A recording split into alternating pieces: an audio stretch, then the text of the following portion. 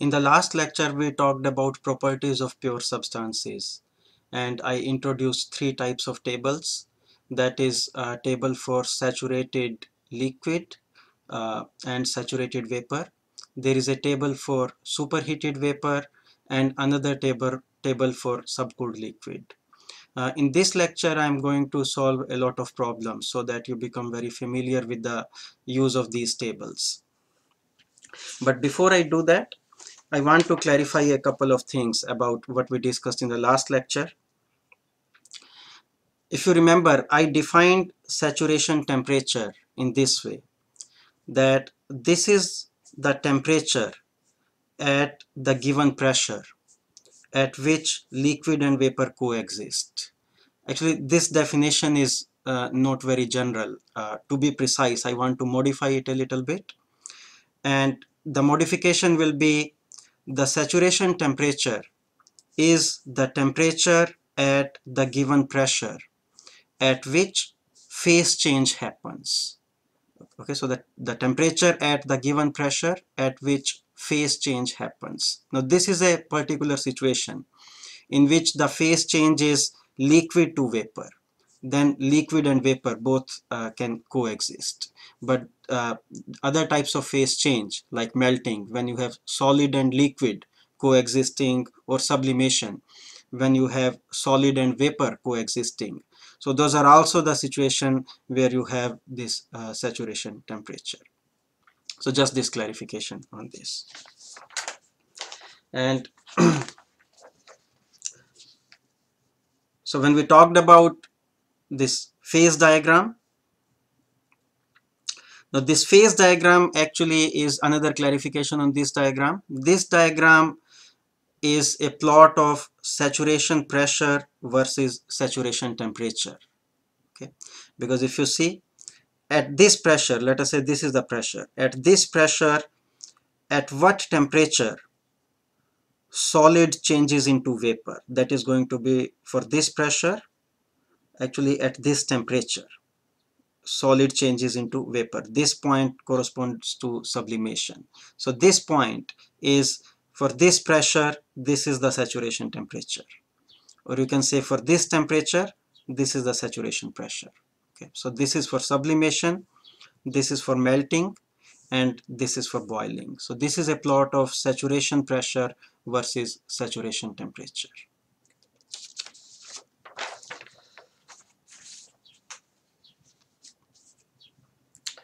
Okay, so I'm going to do a lot of problems today.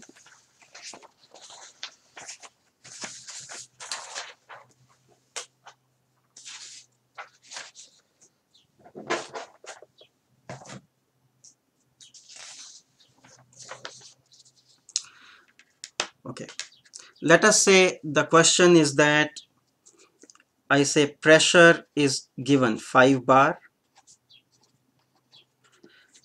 and the substance is water. We are just going to take in all these problems water as the substance, but the same idea is applicable to any substance. Okay, so pressure is 5 bar and I ask you what is the state.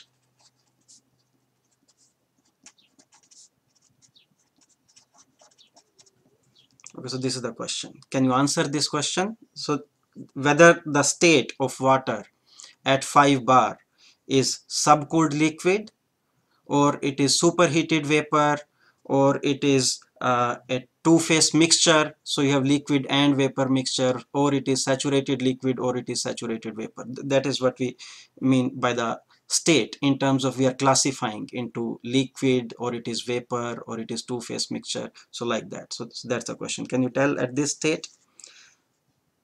Actually the answer is, the question is incomplete, because in order to fix the state of a simple compressible system, state of a pure substance, based on state postulate, you have to specify two properties. One property is not sufficient. So you are telling me pressure is 5 bar.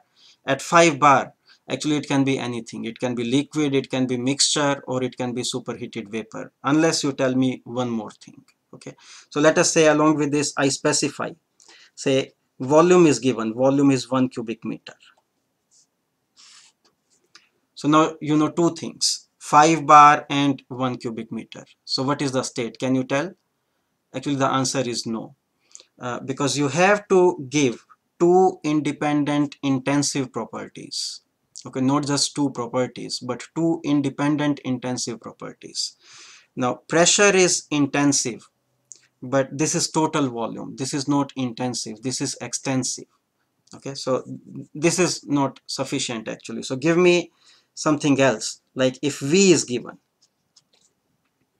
Okay, let us say V is given as, say, I'm just taking some arbitrary number, say 0.1 cubic meter per kilogram. So we are given P and V. So now we have two intensive and these are independent, two intensive independent properties. So now the state is fixed. So we can work it out whether it is liquid or vapor or two-phase mixture, and we can also determine other properties based on the tables we have. Okay, so first you should see if we have two properties available or not. Otherwise we can't look for anything in those tables. Okay, let us do some examples. Say we are going to do this question 5. It says for water, we have to determine the state. And in each of these, two properties are given, two intensive independent properties are given. So we can determine the state. So now it's given temperature is 20 degrees C and pressure is 5 bar. Let us see.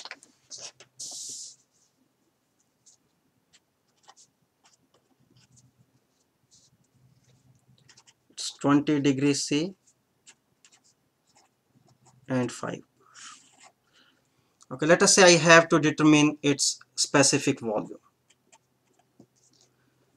Okay, so I'll have to look for a number in the table, but before going to the table, actually I will have to determine what this state is, whether it is liquid or it is superheated vapor or it is two-phase mixture. Because there are three types of table, we already discussed that, and you are not going to look for this pressure and this temperature just in one table. First you don't find that, then you're going to the second table, then going to the third table. There is no point in doing that. So the first step is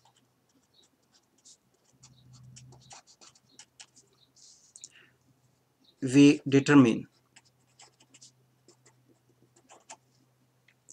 if it is subcooled liquid, it is superheated vapor, or it is two-phase mixture, or you can say wet region, or it is a mixture of saturated liquid and saturated vapor, or it is in the two-phase region. That is the first step. Okay, so let us discuss how to do that. And there are different scenarios. I'm going to explain all those scenarios first, and then we will talk about this particular case of temperature and pressure. Okay. So there are different scenarios. Let us say we are given pressure and volume, and we have to determine what the state is. Okay. So think in terms of a pressure volume diagram.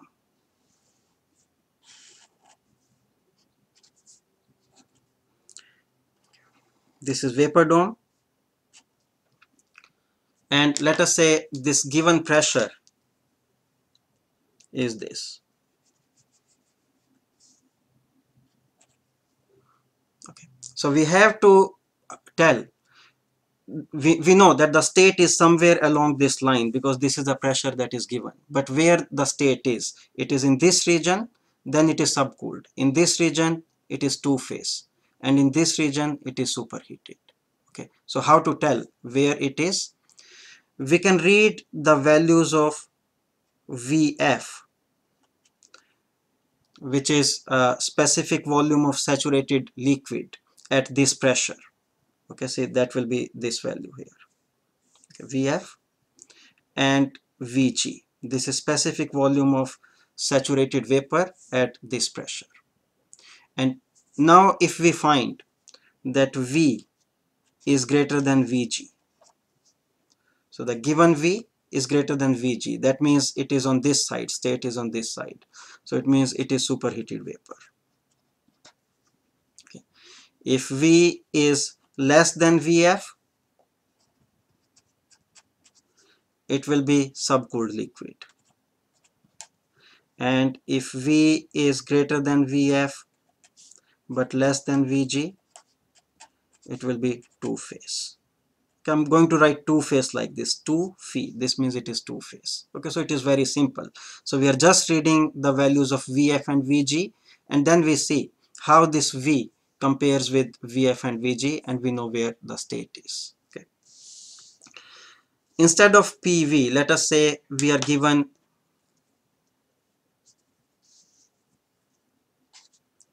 say pressure and temperature, and we have to determine the state. So again, you can think in terms of PV diagram.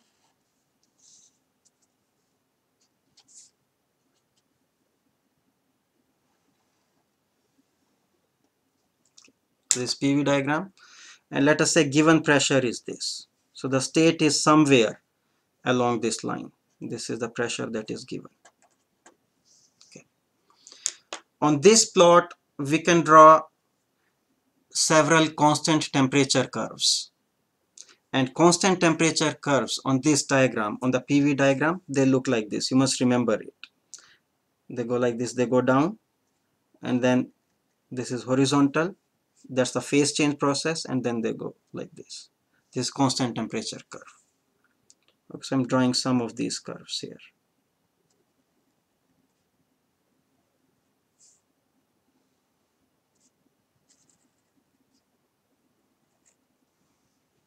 Okay, these are the curves, and let us label them. See, what will be the temperature corresponding to this curve? The temperature, this is a constant temperature curve. The temperature corresponding to this curve is actually the saturation temperature at given pressure, because at given pressure, corresponding to this temperature, okay, corresponding to this temperature at given pressure, state is going to be in between these 2 points, somewhere along this line. So that is actually boiling. You'll have saturated liquid, saturated vapor, or a mixture of those. Okay, so this curve corresponds to saturation temperature at the given pressure. Okay, this curve is at higher temperature, so temperature for this curve is greater than saturation temperature.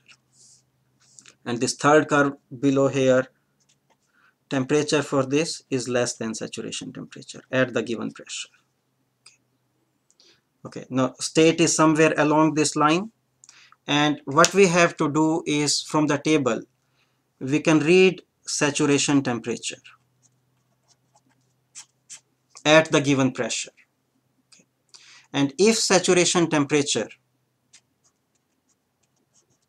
turns out to be greater than the given temperature, that means what is the state? So see, or you can say the given temperature is less than the saturation temperature. That means it will be on this curve. For this curve, temperature is less than saturation temperature. So it is on this curve, and see, it is along this line because that is the pressure. That means it is subcooled liquid. If saturation temperature is less than the given temperature, or the given temperature is greater than the saturation temperature, that means it will be on this curve. And this is the given pressure, so it will be here. So that will be superheated vapor. And if saturation temperature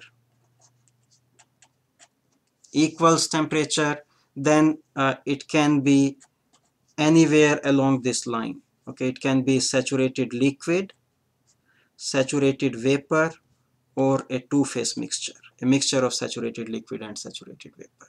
Okay, so see, what we are doing is we are just reading saturation temperature from the table and then comparing that temperature with the given temperature, and that tells us where the state is relative to this vapor dome.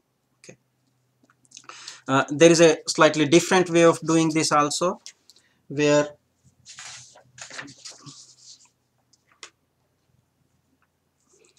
again you have pressure and temperature given, And instead of reading saturation temperature, you can read saturation pressure at given temperature. Okay. And if it turns out that the given pressure is greater than saturation pressure, then it will be subcooled liquid. If it is less than saturation pressure, it will be superheated vapor. And if it is equal to saturation pressure, it can be saturated liquid, saturated vapor, or a two-phase mixture. Okay, and let me explain this from, and we can do a PV diagram, say.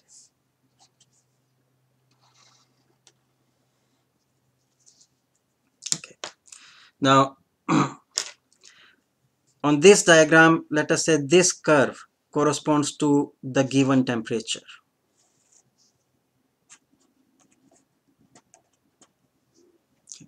And we can draw various constant pressure curves on this diagram. So I'm doing that. Constant pressure curves on this diagram will be like this, because this is pressure axis.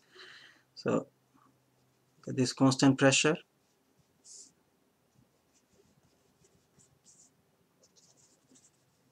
okay. So this curve corresponds to saturation pressure at the given temperature, because at this temperature, this is the pressure at which it boils. Okay, so this is saturation pressure. This pressure is greater than saturation pressure, and this pressure is less than saturation pressure. Okay, now you can see what I wrote here, it makes sense. So if pressure is greater than saturation pressure,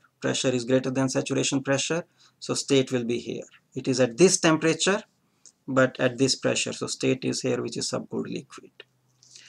If pressure is less than saturation pressure, it is along this, and along this, because that is the temperature, so it is superheated vapor.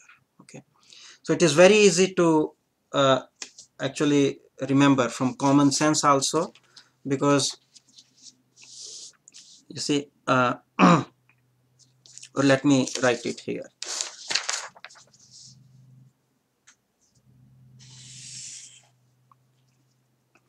If pressure and temperature are given, and if you find pressure is low in comparison to what? In comparison to the saturation pressure. Okay, so if pressure is low, okay, so low pressure, generally we think in terms of vapor or gas, so it will be vapor. Okay, low pressure means it will be vapor. And if pressure is high, it will be liquid. Okay, and similarly, if you want to think in terms of temperature, so given pressure and given temperature, if you see temperature is greater than saturation temperature, okay, so it is at higher temperature is higher than saturation temperature, so high temperature you tend to think in terms of gas or vapor, so it will be superheated vapor. Or if temperature is less than saturation temperature, so it's low temperature, okay, so that will be liquid. Okay, so that is with given pressure and temperature. Okay, and similarly we can have a situation in which, say, temperature and volume are given. Okay, so then again think in terms of the PV diagram.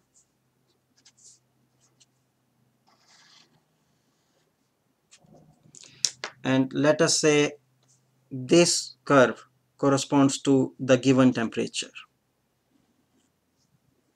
Okay, this corresponds to the given temperature. We are given temperature and specific volume. This curve corresponds to the given temperature. We can read from tables values of Vf and Vg at given temperature. Okay, and now if V is greater than Vg, then it will be beyond this point, because this point corresponds to V equals Vg. It will be along this, so that means it will be superheated vapor. If V is less than Vg, it will be subcooled liquid, and V between Vf and Vg, it will be two-phase. If V equals Vf, that will be saturated liquid. If V equals Vg, that will be saturated vapor. Okay, so in this way we can determine what the state is. So we are just reading saturation pressure, saturation temperature, or the values of Vf and Vg to determine what the state is. That is the idea. Okay, now let us go back to the example we were doing. That was number 5a, and we have to determine at 20 degrees C and 5 bar. Okay, so there are two options we have. Either I can read saturation pressure at 20 degrees C. Okay, we are given pressure and temperature. I can read saturation pressure at 20 degrees C. So let us do that. So for this we are going to go to the saturated liquid vapor table, and at 20 degrees C, I'm reading from this table. At 20 degrees C, this is saturated water table, temperature table. So the first column is temperature. And at 20 degrees C, saturation pressure is 2.33 kilopascal, 2.339.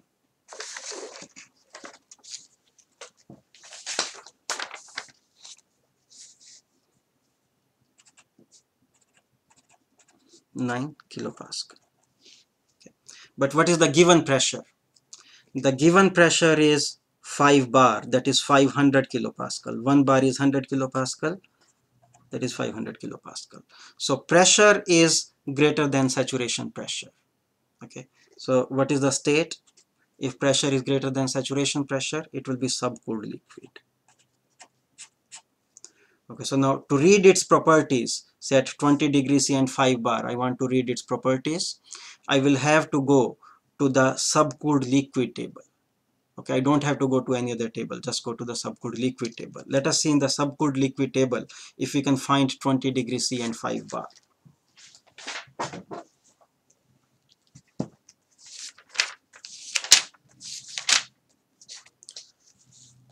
Okay, this is subcooled liquid table, and actually in this table the lowest pressure I see is 5 megapascal, that is 50 bar. So 5 bar is not even there. Okay, so how to determine? If I want to determine its V and U, say for example, what will be V and U? We already know it is subcooled liquid. Now if you remember, we discussed in the last class, for the subcooled liquid, and it is applicable only for the subcooled liquid, we can approximate V by the V of saturated liquid at the same temperature.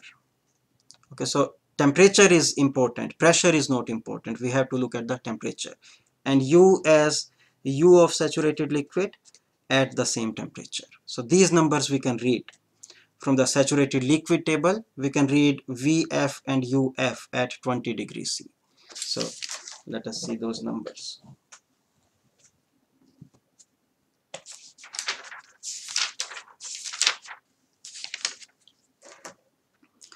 So I can read at 20 degrees C. See in this column, Vf is 0.001002 at 20 degrees C.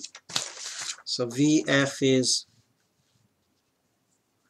0.001002, and units are cubic meter per kilogram. And U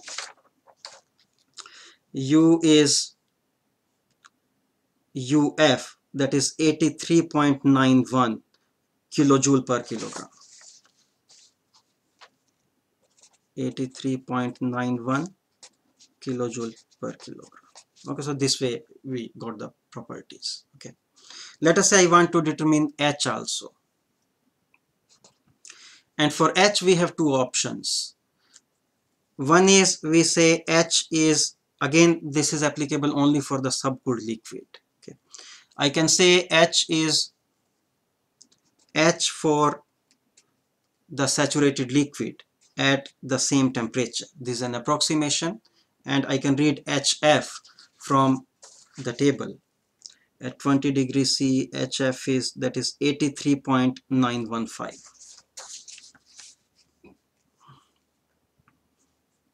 So this number is 83.915 kilojoule per kilogram. Okay, that is one option.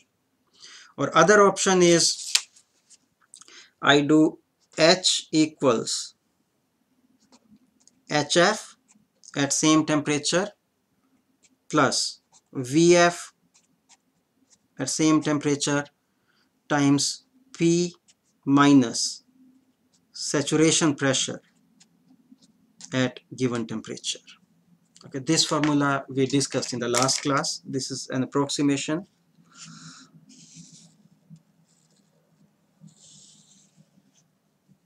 Okay. So if we apply this, okay, let's see what you will get. You will get H equals HF at given temperature, that is 83.915, okay, kilojoule per kilogram, plus VF at given temperature. VF is 0.001002.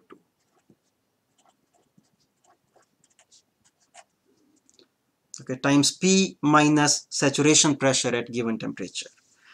P is 5 bar. Okay, that is 500 kilopascal. So I converted that to kilopascal. This is 500 kilopascal minus saturation pressure. Saturation pressure at given temperature, we read from table, is 2.339 kilopascal. So it will be 2.339. Okay, so this will be the answer in kilojoule per kilogram. Okay, and we have to be consistent with units. See, what are the units of HF? We took kilojoule per kilogram. Okay, and units of specific volume, those are cubic meter per kilogram. Now, because this is kilojoule, then the units of pressure here have to be kilopascal. Okay, don't take bar or megapascal or something else. So if this is kilo here, okay, this will be kilopascal. Or you can get rid of kilo. Say this is joule per kilogram. If enthalpy you are taking as joule per kilogram, so you multiply this with 1000, then it will be joule per kilogram, and then specific volume is cubic meter per kilogram, and pressure is in Pascal. Okay, then your answer will be in joule per kilogram. Okay, so just be consistent with units, don't make that mistake. Okay.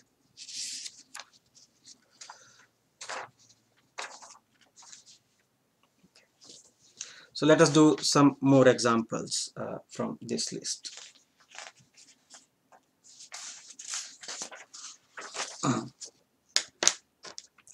Now we are given 1 megapascal and 400 degrees C.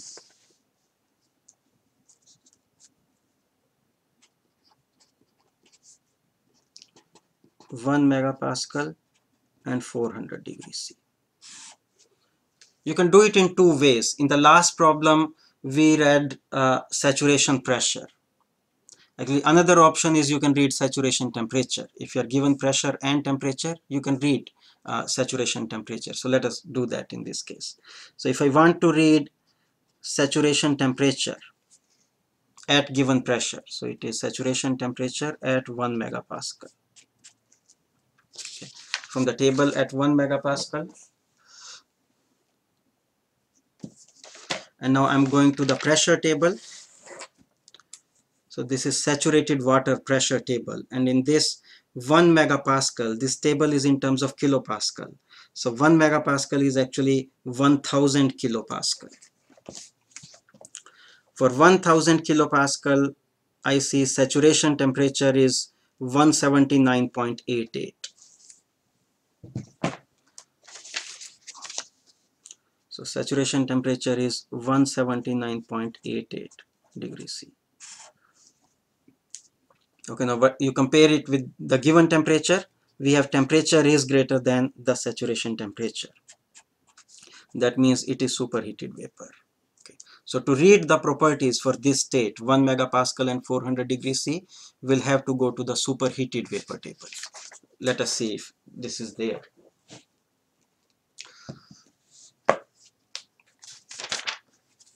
So superheated vapor table, you see it has a block for 1 megapascal. I see 1 megapascal, and corresponding to this, the temperature is 400 degrees C. So for 400 degrees C, we can read all the properties from here.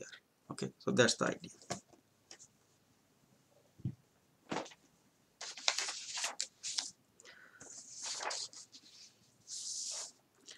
Okay, let us look at 5C, that is 200 degrees C and 0.15 cubic meter per kilogram.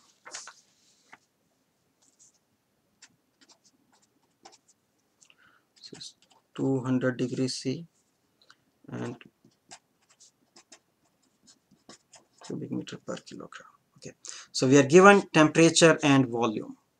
So in this case, we are going to read VF and VG and compare this volume with VF and VG. Okay, at 200 degrees C, I'm just going to write the numbers I get from the table. You get VF is 0.001157 and VG is 0.1272. Okay, of course, both are cubic meter per kilogram. Okay, so you compare them with the given volume. We have V is actually greater than VG. So that means it is superheated vapor. Okay. Okay, so that's the idea, that the first step is we determine what the state is, and then we can go to this table to read all the properties we want to read. Okay.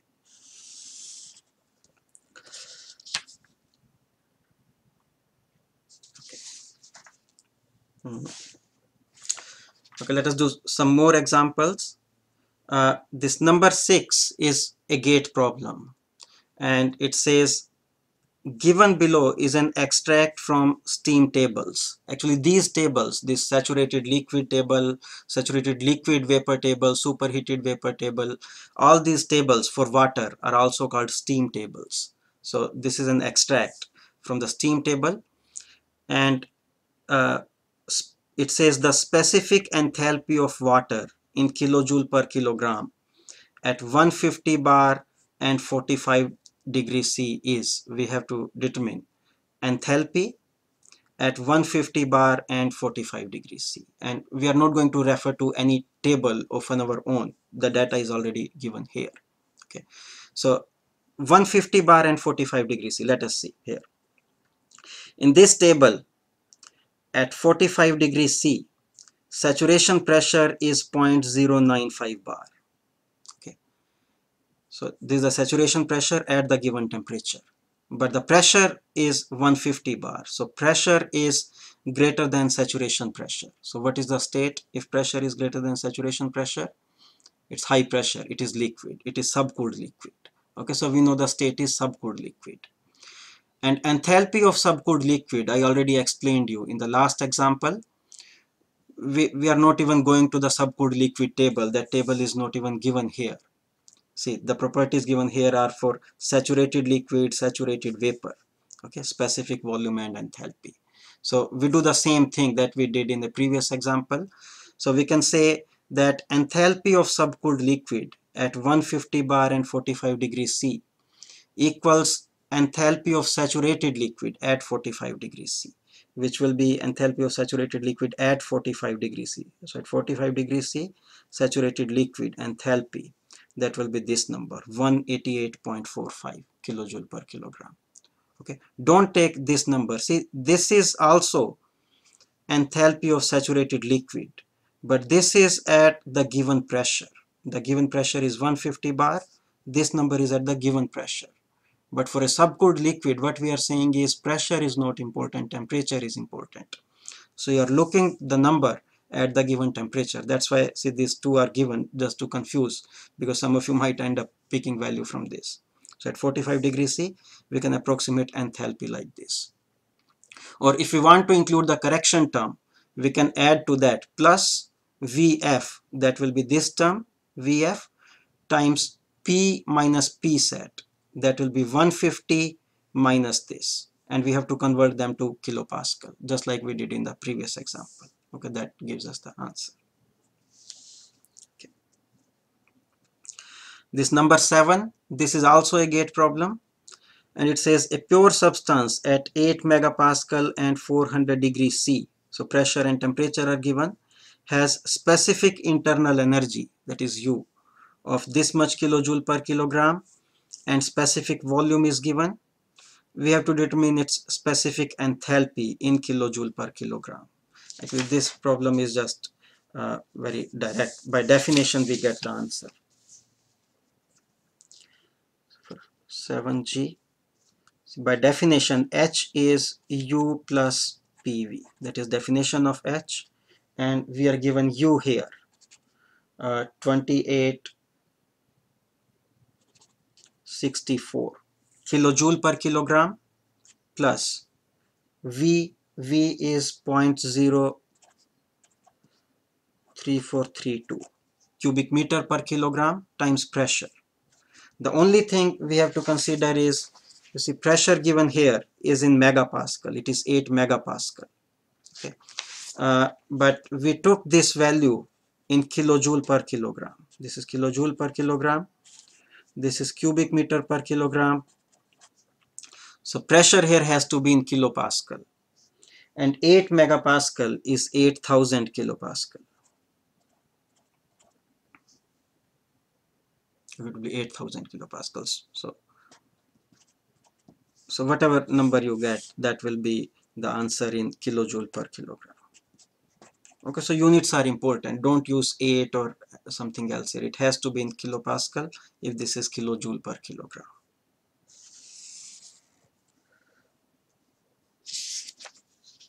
Okay.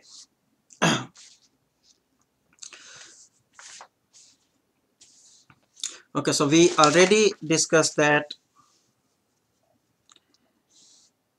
Again, I'm looking at the PV diagram. If we want to determine properties in this region, we can look at the subcooled liquid table, or we can approximate by the properties of the saturated liquid. Okay, those are the options. So we know how to work out things in this region. And for superheated vapor region also we have a table. For saturated liquid and saturated vapor we have table. So let us discuss how to get properties in this region, that is the two-phase region. Okay, there is no table as such for the two-phase region, but we can determine the properties in the two-phase region based on the properties of saturated liquid and saturated vapor. Because in reality, in the two-phase region, what you have is a mixture of saturated liquid and saturated vapor. Okay, so we have two things here. Okay, so and if we know what are the properties of saturated liquid, we know properties of saturated vapor from the table, and we know their relative amounts, that how much is saturated liquid, how much is saturated vapor. Then based on that we can do the calculation and come up with the average property of this two-phase mixture. So let us see how that is done.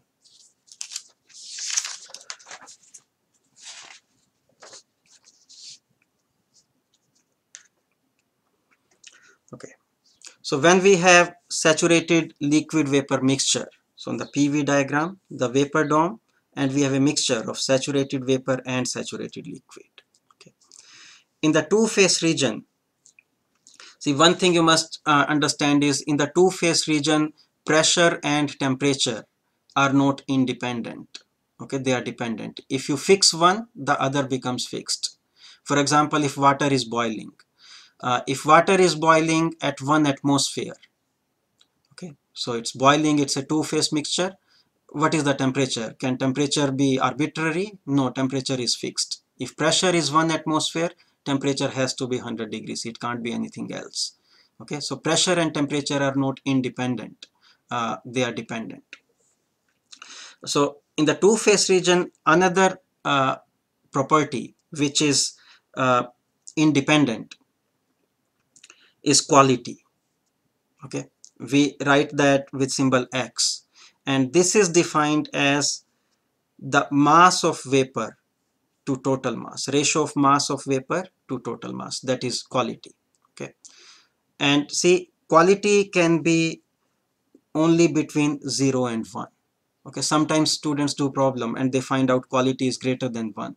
Okay, that has no meaning. Quality less than 0, it has no meaning, because the term quality is defined only in the two-phase region when you have liquid, saturated liquid and saturated vapor. Okay, it is not defined outside of that region. So if you don't have any vapor, let us say state is along this, so it is all liquid, saturated liquid, then the mass of vapor is 0, so quality is 0. And if you are along this, so it is all saturated vapor, then the mass of vapor equals the total mass. Okay, because everything is vapor, so quality is 1. So it goes between 0 and 1. And we can write this as mg over m, because we use subscript g for saturated vapor. Okay, we use subscript g for saturated vapor, f for saturated liquid. So it will be mass of vapor, it is saturated vapor, so mg over m. And m is mf plus mg. Okay, this is total mass, mass of liquid plus mass of vapor. And we can also write total volume V. This is total volume. This equals volume occupied by the liquid, that is Vf, plus volume occupied by the vapor, that is Vg. So you see, we have two things here. Okay, we have liquid and vapor. So mass of liquid is mf, volume of liquid is Vf, mass of vapor is mg, volume of vapor is Vg. So total volume is Vf plus Vg. Okay, we can write this total volume as mass times this average specific volume. So let me explain this a little bit.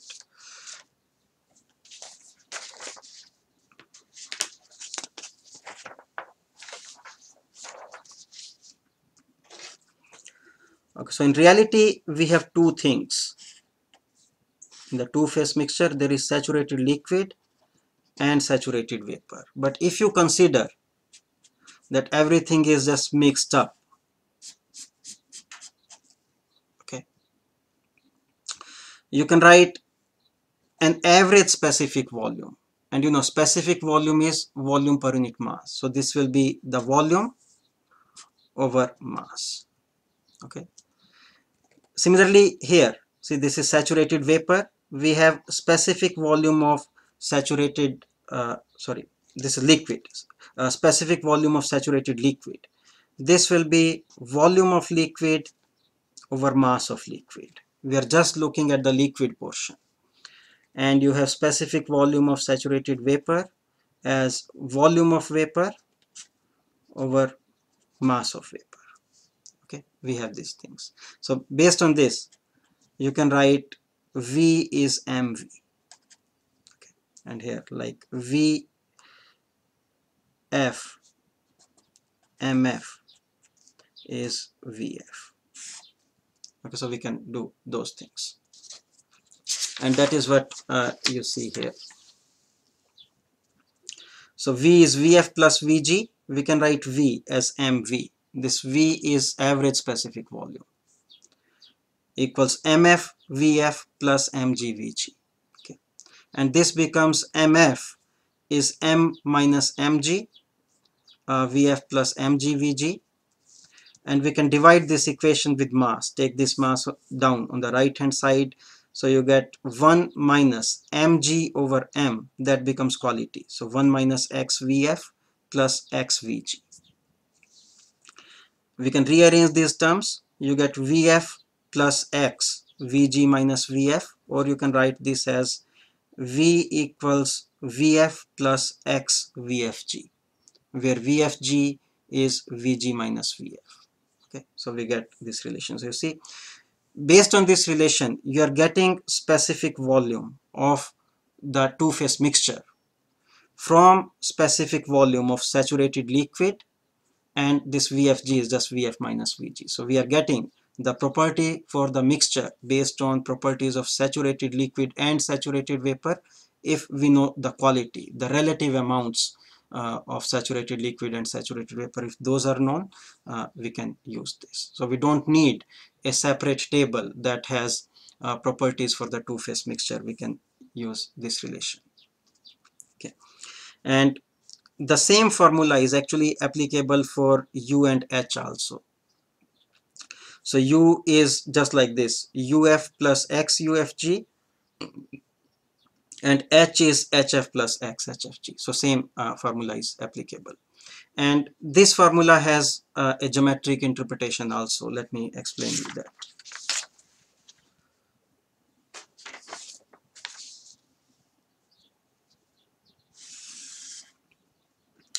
So we have, say, V is VF plus X VFG. So this is PV diagram. Okay, vapor dome. And let us say the state of mixture is here. It's the two-phase mixture. Okay, so that means it is a mixture of this and this. Okay, this state is a mixture of this and this, saturated liquid and saturated vapor. Okay, okay, what is this length? This length, see, this point corresponds to V, and this is VF. So this length is V minus VF. Okay, and this length here is VFG. That is VG minus VF. That is VFG. Okay, and from this equation, if you write down what is X, you see X is V minus VF over VFG. So that is X. So this is, if I call them, say this is point A, this is B, and say this is C, actual state. Then this is actually AC over AB. AC over AB. So there is a geometric interpretation of that. So you see, the quality is the fraction of this length. Okay, this AB is the length from F to G. So the fraction of this length based on the state that is given, that is the quality. So if this point C is here, quality is 0. If C is here, quality is 1. If C is in between A and B, then it will be just midway, then quality is half. Okay, based on the pressure volume diagram. And another thing remember is this quality is defined as mg over m. Okay, this is not defined as Vg over V. Sometimes students make this mistake. This is based on mass. It is not based on volume. Okay.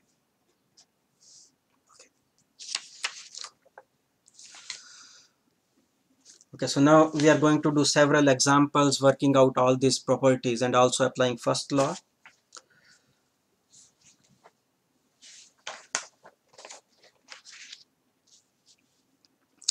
Okay, let us look at this number 8G. This is also a gate problem. It says water has a critical specific volume of this much. Okay, so critical specific volume means this is specific volume at the critical point. Okay, a closed and rigid steel tank of volume this much contains a mixture of water and steam at 0.1 megapascal. Okay, the mass of the mixture is 10 kilogram. The tank is now slowly heated.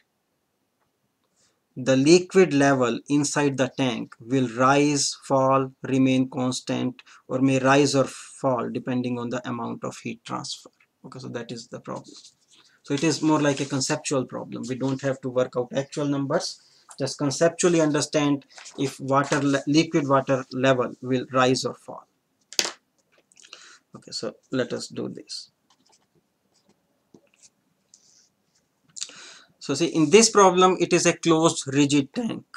So that is a keyword. We must capture that immediately. So it's a closed rigid tank. So its volume cannot change. So its volume is constant. Okay. And it's a closed system. Its mass is also constant. That means its specific volume. You see, specific volume is volume per unit mass. This is also constant. So this is a constant specific volume process. Okay, constant volume process. And we are given that the volume of the steel tank is 0.025 cubic meter and mass is 10 kilogram. Okay, so based on this we can work out the specific volume.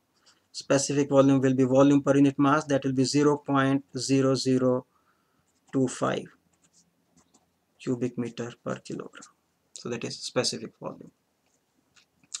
And let us now draw the pressure volume diagram. It is always good to visualize the process on a diagram. It could be a pressure volume diagram or could be a temperature volume diagram. So pressure volume diagram, and we know vapor dome looks like this.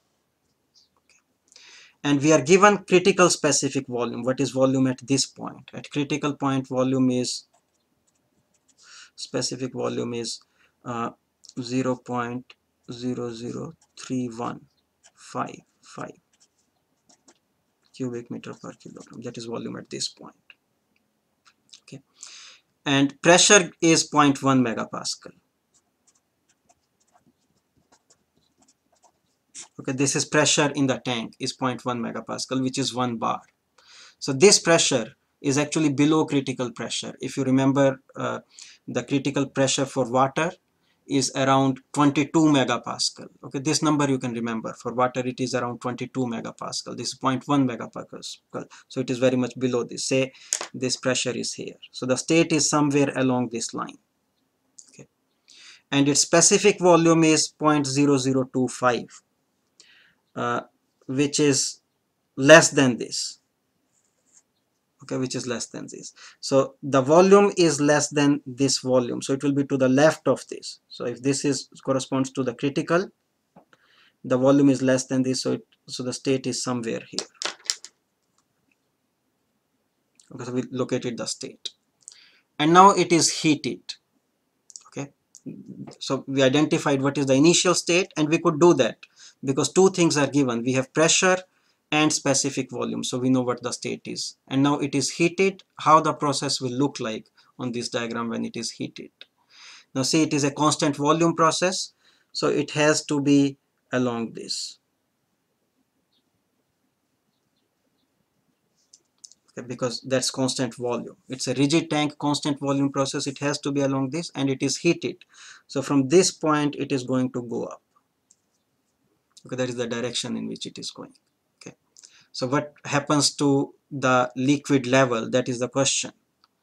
Actually, now you can understand clearly that liquid is going to rise, because see, at this point it will become all liquid. So although to begin with it is a two-phase mixture, and when it is heated, you may think that okay, amount of vapor is going to increase, but the opposite is happening. Amount of liquid is increasing. Okay, so the answer is that liquid level rises.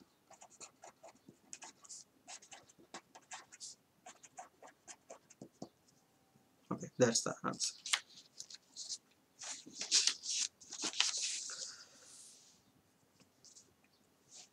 Okay, let us look at this 9G. This is also a gate problem, and it says 1.5 kilogram of water is in saturated liquid state at 2 bar.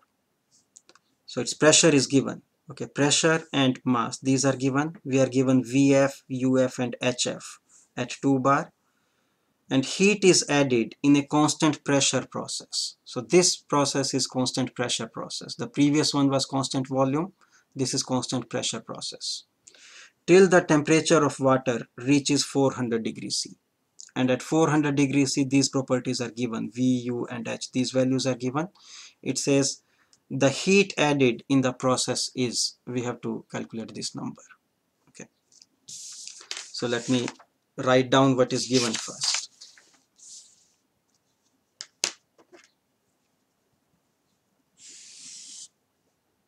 So first you write down what is given, and we should do it very fast. You are given mass is 5 kilogram, it's water, and its initial state, let us call that as state 1. Okay, we should always label the states because there are multiple states. You want to say state 1, state 2, state 3. Then corresponding to state 1, we can label the properties as V1, U1, H1 so that there is no confusion. So at state 1, pressure is 2 bar. So we should call that P1. Don't say P. P1 is 2 bar. And this state is saturated liquid, that is given. Okay, so this state is actually saturated liquid. Okay, so now the state is actually fixed, because if you say it is saturated liquid, you have to specify only one property, and that is specified here as pressure. You don't have to specify two properties. So the state is fixed. And heat is added in a constant pressure process. It is a constant pressure process. There is heat addition. So think of it like this. So there is a cylinder and a piston, and piston can move so that pressure remains constant. Okay, so that's the process, and heat is added to it.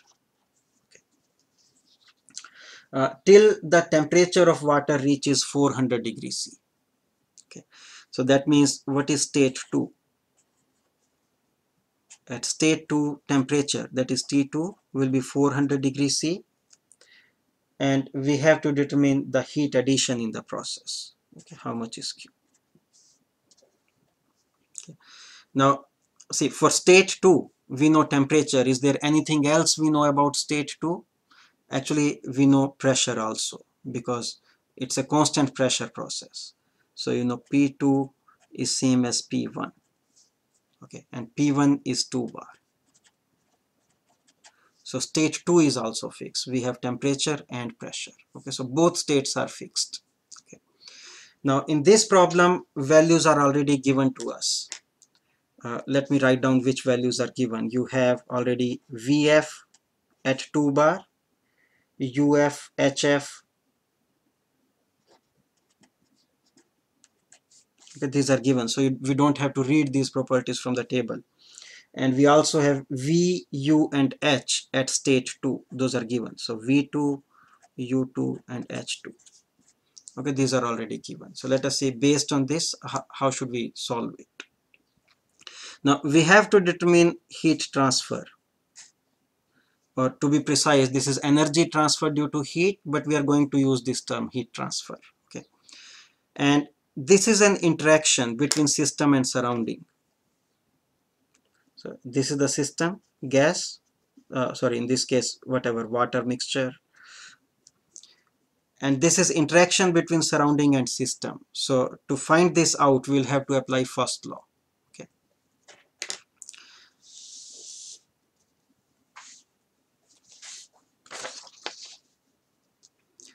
So the first law for a closed system is delta U, because it's a stationary system. So change in energy is just change in internal energy.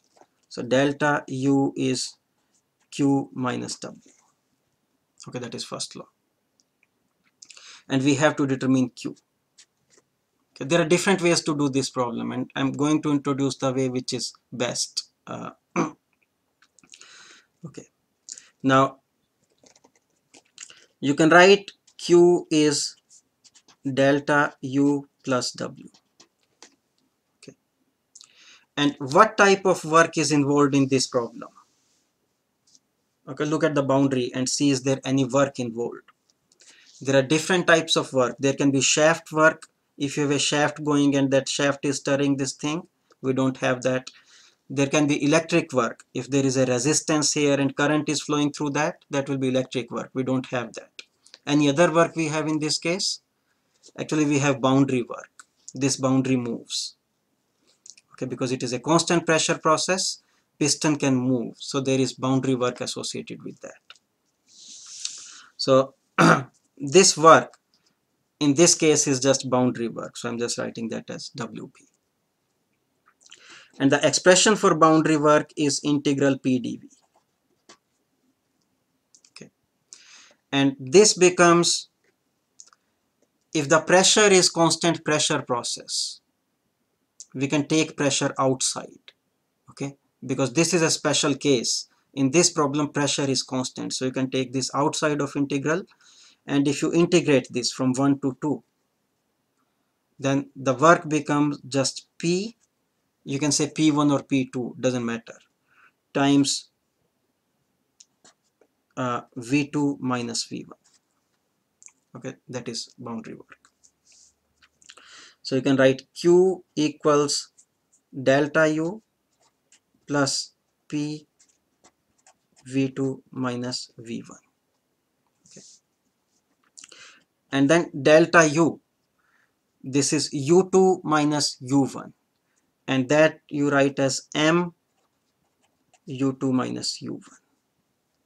Okay, because say this delta U is U2 minus U1. This is total internal energy, and U2 is M2U2. But we don't have to say M2 and M1 because mass is constant, so you just say MU2. So U2 is MU2, U1 is MU1, so delta U is MU2 minus U1. Similarly, plus P, and you have M V2 minus V1 becomes V2 minus V1. These are specific volumes, so always make a differentiation. This is uppercase, this is total volume, and this is lowercase v, this is specific volume. Okay, now all the numbers are given to us, we just have to plug numbers. We are given M, we have U1, U2, pressure is given 2 bar, and V1 and V2, everything is given, we can plug numbers. Okay, and be consistent with units. So let me indicate, if mass is in kilogram and this is in kilojoule per kilogram, then pressure has to be in kilopascal. Okay, and this specific volume will be in cubic meter per kilogram. Okay, so you plug answers and you will get answer for Q. You plug numbers, you get answer for Q in kilojoule. In kilojoule. But let me introduce an idea which makes this problem actually faster to solve. You see, Q becomes based on this formula. I can rearrange the terms in this way. I'm writing this as M U2, then there is P V2. I can write that as P2 V2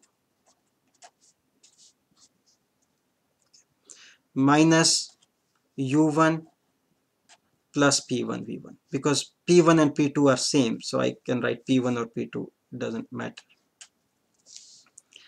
And this becomes M U2 plus P2 V2, that is H2 enthalpy minus H1. And actually in this problem, H1 and H2 are also given. If you look at the numbers, see, H1 is 505 kilojoule per kilogram and H2 is 3277 kilojoule per kilogram. So those are given. So we could have plugged numbers directly here. So mass is 1.5 kg and H2 is 3277 minus 504. So you do the calculation, answer will be in kilojoule. Okay, this is faster. So the thing here is, whenever we have a constant pressure process,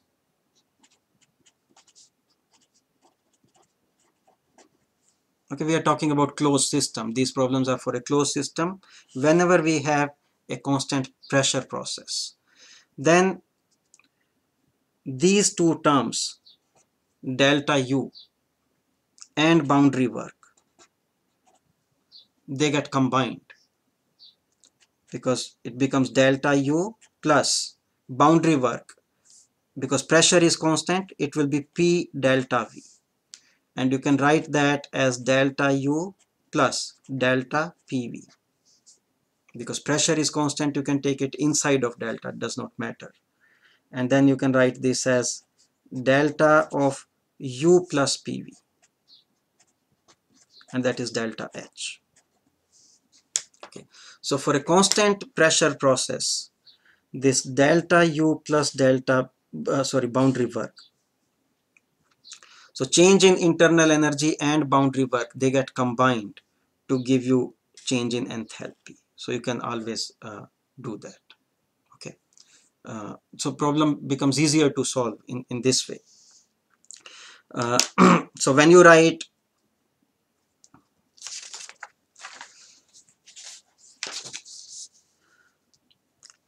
first line this way, delta U is Q minus W. And let us say there are different types of work involved. So there will be Q minus. Let us say there is electric work WE, boundary work WB, there is also shaft work WS. There are different types of work. Okay. So this boundary work term you can take on the other side and combine this with delta U. You can do that if that simplifies the problem. Other work terms will still remain. So delta U plus boundary work will becomes delta H. So delta H equals Q minus WE plus WS. Okay, that is what you get. And only if the process is constant pressure process, okay, only then you can do that. Otherwise they have to remain separate. Okay. And if electric work and shaft work are 0, then this term goes, and then Q is just delta H. Okay, problem becomes very easy. And boundary work will be just P delta V. Okay, you can understand it is only for a constant pressure process when and you don't even have these terms, so Q becomes delta H. Okay.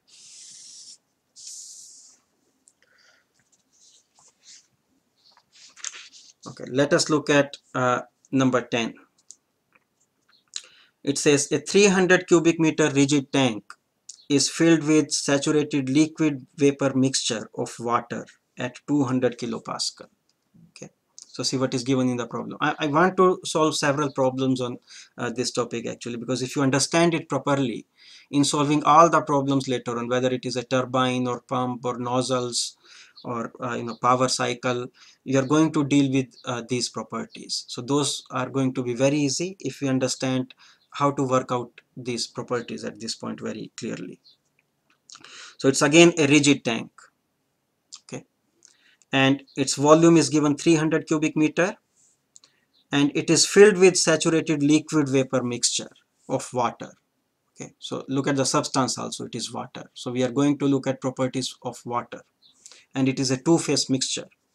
Pressure is given 200 kilopascal, and 25% of the mass is liquid and 75% is vapor. Okay, what does that mean in terms of quality? 25% mass is liquid and 75% is vapor. So quality is 0.25 or 0.75. Quality is 0.75. Okay, because quality is mass of vapor to total mass. Quality is 0.75. Then the total mass in the tank is, we have to determine the total mass. That's the problem. So we are just dealing with these properties in all these problems. So it's a rigid tank. Volume is 300 cubic meter. And it's a two-phase mixture. Pressure 200 kilopascal. And quality is 0.25, 0.75. Okay, this is mass of vapor to total mass is 0.75. Okay, we have to determine the total mass. Okay, now see, mass M will be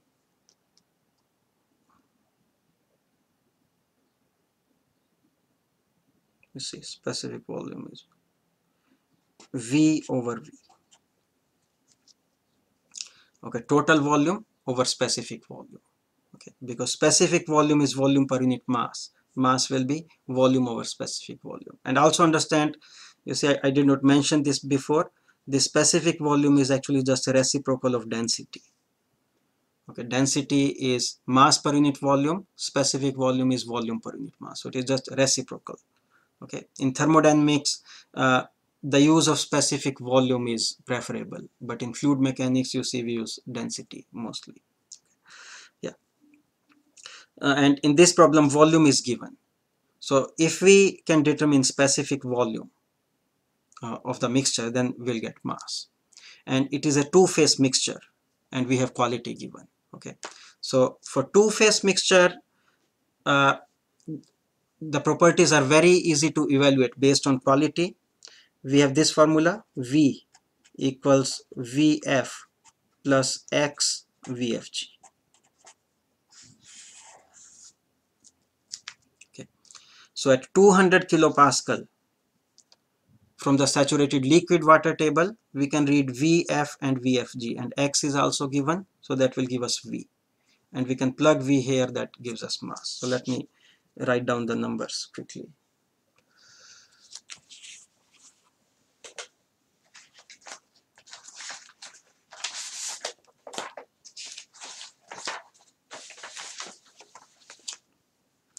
Okay, you get Vf is 1.0605 times 10 to negative 3 in cubic meter per kilogram.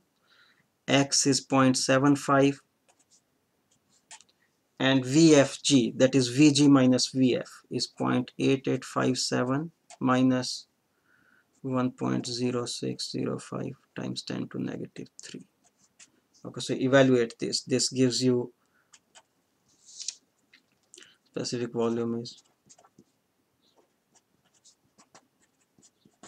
program, and then M will be just V over V. You get 0.4 kilo. Okay, that gives you the mass. Okay, so again, I want to mention this once more. It was a two-phase mixture. So actually, you have two things. You have saturated liquid, that is an F state, and saturated vapor. Okay, volume occupied by the liquid is Vf, mass of liquid is Mf, its specific volume is Vf. Similarly for vapor, its volume is Vg, mass is Mg, and specific volume is Vg. But we define an overall average specific volume. Okay, that will be the total volume over mass. Or you can say this: the total volume is Vf plus Vg, and M is Mf plus Mg. Okay, that is this specific volume.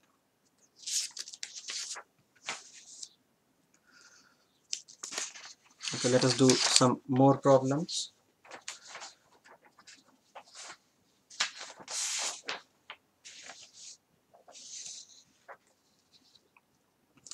Let us look at number 11.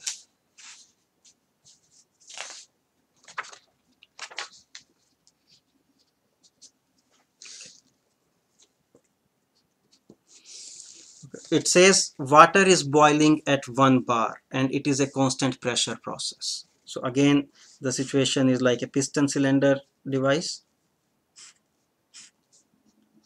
a constant pressure process, okay, at 1 bar. If 2 kilogram of liquid water, so mass given is 2 kilogram, and it becomes water vapor in 30 minutes. So time taken is 30 minutes. In 30 minutes, it becomes water vapor. Okay. What is the rate of heat transfer to water in kilowatt? So there is heat transfer here. We have to determine what is the rate of heat transfer to water in kilowatt. Okay. Now see, it's a constant pressure process, and I told you in a previous problem the trick for a constant pressure process, that you can combine change in internal energy with boundary work, and that becomes delta H. Okay, so again, so that you remember it properly, the first law is delta U equals Q minus W. So Q minus. In this problem, there is no electric or shaft work, there is only boundary work. So work is just boundary work. Okay. And I can take this boundary work term on the left hand side, and delta U plus boundary work, because it is a constant pressure process, only then it will become delta H. So you get Q equals delta H. Okay, so that is the first law here. So now this will be change in enthalpy, that is H2 minus H1. So that becomes M H2 minus H1, because this is total enthalpy and this is specific enthalpy. Okay, and the problem says saturated liquid becomes saturated vapor, because you see it says water is boiling at 1 bar. So to begin with, it is saturated liquid and then it becomes saturated vapor. So this H2 minus H1 is actually just Hg minus Hf, because state 2 is saturated vapor and state 1 is saturated liquid. So this is Hfg. Okay. So at 1 bar we can read Hfg from table, and mass is given 2 kilogram, that gives us Q. And it says we have to determine rate of heat transfer. So this is the heat transfer in going from state 1 to 2, rate of heat transfer, that is Q dot. Okay. Means divide this with time. So this was heat transfer and divide this with time, that becomes rate of heat transfer. So this M is 2 kilogram. From the table, the value of HFG is 2258 kilojoule per kilogram. Okay, I'm taking this value in kilojoule per kilogram. And time is 30 minutes. So 30 minutes times 60, convert this to second. Okay, so you get the answer. This is approximately 2.5 kilowatt. Okay, so again, it was a constant pressure problem. So immediately it should click that you can combine boundary work and delta U term. Okay, and this HFG, actually this is called latent heat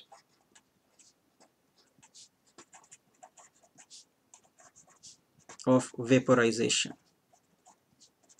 So you can remember this term, latent heat of vaporization, because this going from F to G, there is no change in temperature. Okay, if pressure is held constant, temperature is constant. So the energy that we are putting into the system is going in the latent form. It is not going in the sensible form, it is going in the latent form. It is hidden because we don't see any rise in temperature. So it is called latent heat, and it is going in the vaporization process. It is converting liquid into vapor. So it is called latent heat of vaporization. Okay. Similarly, we have latent heat of melting. So when solid melts into liquid, then the change in enthalpy in going from solid to liquid, that is latent heat of melting or fusion. Okay, fusion is melting, latent heat of fusion. Okay. Yeah.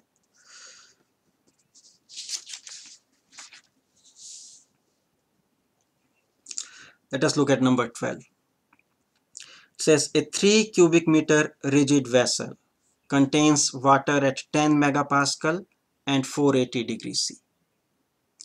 The internal energy of the water in kilojoule is. Okay, we have to determine internal energy. So let me write down what is given.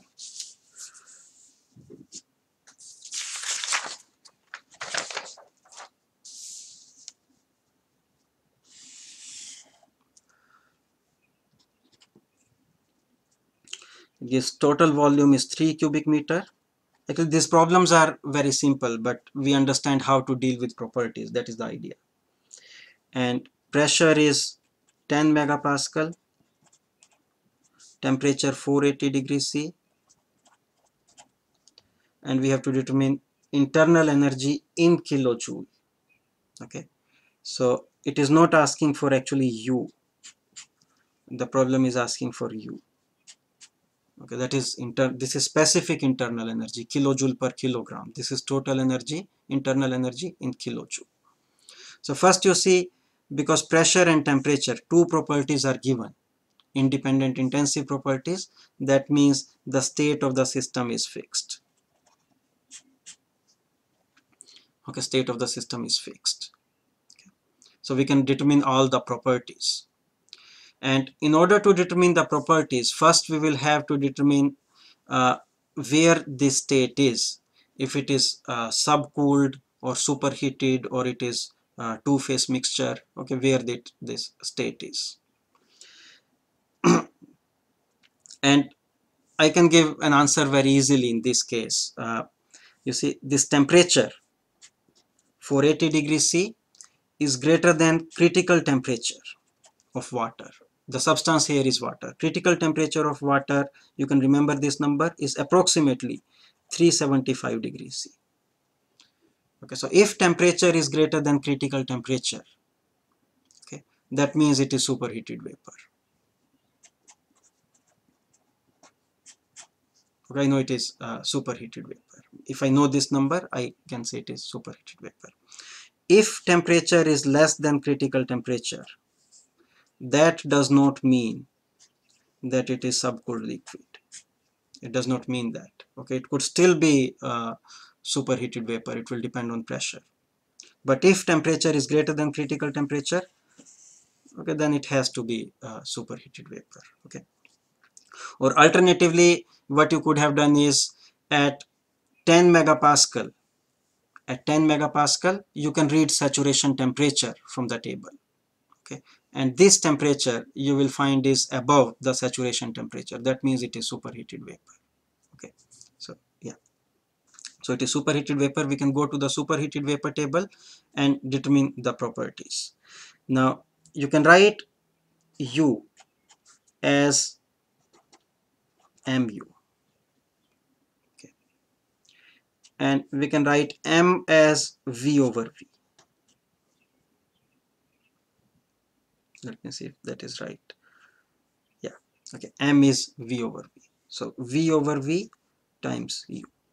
Okay, this will give us U. Volume is given in the problem 3 cubic meter. We can read U and V from the superheated vapor table at 10 megapascal 480 degrees C. Let me see those numbers. 10 megapascal 480 degrees C.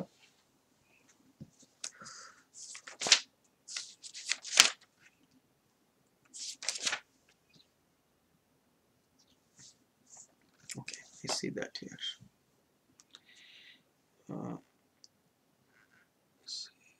Actually, it may not be visible to you, but you see blocks here. There is a block for 7 megapascal. Just below this, there is a block for 10 megapascal. So for 10 megapascal and 480, what is the temperature?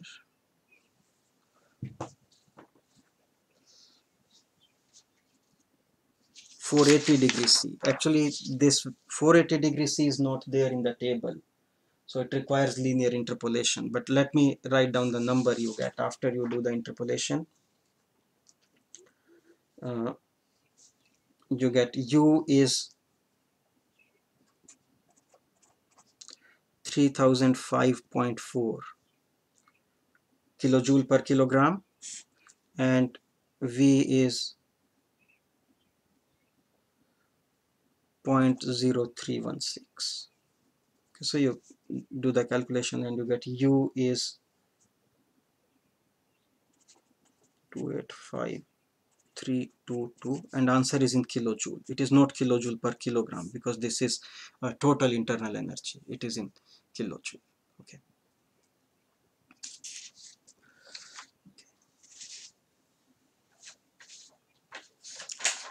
Okay. About these tables, let me also clarify one thing which I did not mention previously. If you look at the saturated liquid vapor table, so in the table here, so you see at 0.01 degrees C, you see the value of UF is 0. Okay, that is a reference state. We can assign a value of 0 to energy at any state. It is completely arbitrary, because what we are concerned with is change in energy, not with the absolute value of energy. So UF is given a value of 0 at 0.01 degrees C. So that is a reference state. And similarly, you see, although we haven't worked with entropy yet, you see the value of SF, that is entropy of saturated liquid, is also 0 at 0.01 degrees C. So those are taken as reference states in this particular table. And if you look at the values in different tables, actually there is a possibility of small difference. You might find a difference of 1 or 2%, which is okay. Okay, you have to understand how to do the problems. Even if values are slightly off, it's fine.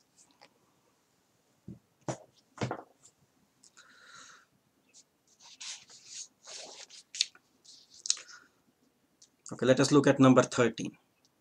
It says water at 10 megapascal and 400 degrees C is cooled at constant pressure. Determine the temperature at which condensation will begin. This is the simplest problem in this entire list. At 10 megapascal and 400 degrees C. Okay, I know this is superheated vapor, because see, this temperature is greater than critical temperature. Okay, it is superheated vapor. It is cooled at constant pressure. Temperature at which condensation will begin. So the temperature, you can say, at which phase change begins. What is that temperature called? That temperature is the saturation temperature. So we have to just read saturation temperature at 10 megapascal from the table. And I'm just going to write that number.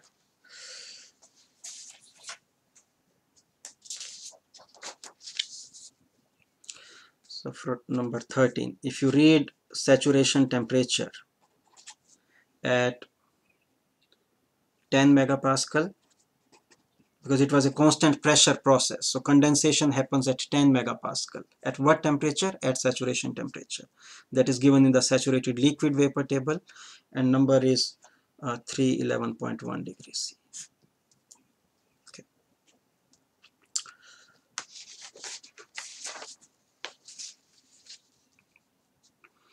Okay, let us look at number 14.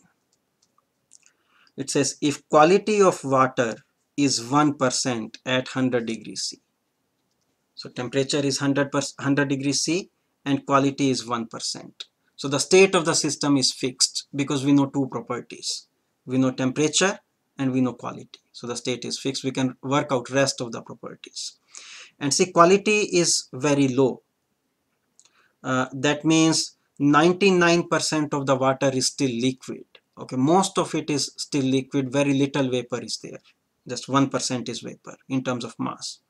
What percentage of volume is occupied by vapor? We have to determine what percentage of volume is occupied by vapor.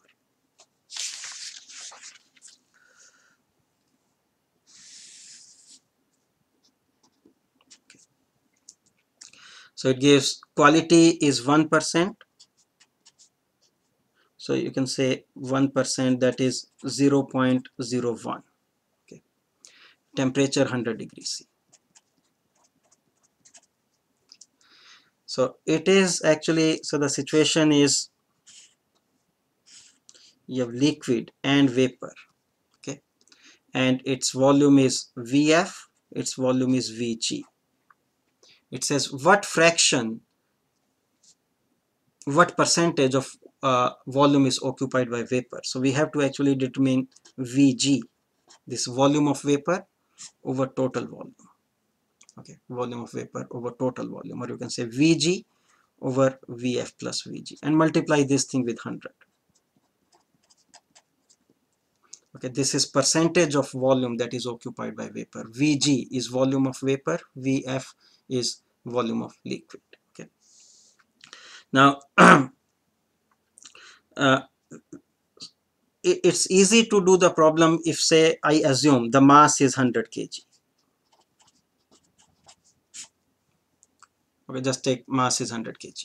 Then, because quality is 0.01, then mass of liquid, that is MF, is 99 kg, and mass of vapor, that is Mg, is 1 kg.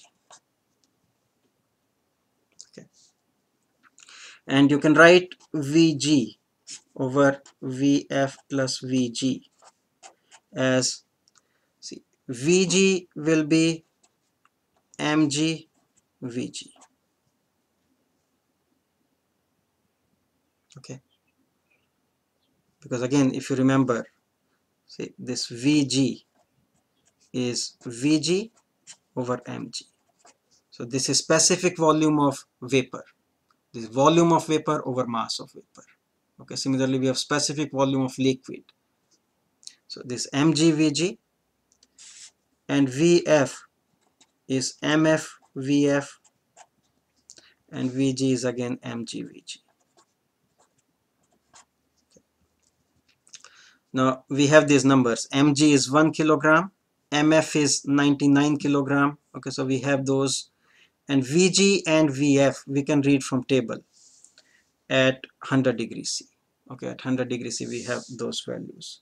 So if you want me to write down, at 100 degrees C, Vf is 1.0435 times 10 to negative 3, and Vg is 1.673. Okay, both of these are cubic meter per kilogram. So we just plug numbers into these and multiply with 100. Okay, so you get the answer. You'll get 94.18%. Okay, 94.18%. So see that mass of liquid is 99%. Okay, it's 99 out of 100. Mass of liquid is 99%, but volume of liquid is only around 6%. Rest is vapor. Okay, so it will look like this, that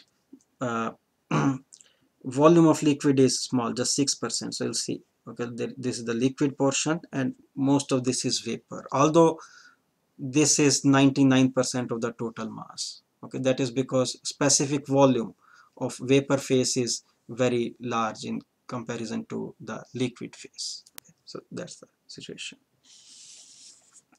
Okay, so again let me emphasize that in the two-phase mixture you have this quality, and in reality you have two things, and you can deal with them separately also, as we did in this problem. We dealt with these separately. Okay, and we also have an average specific volume where we take total volume over total mass. That is also there.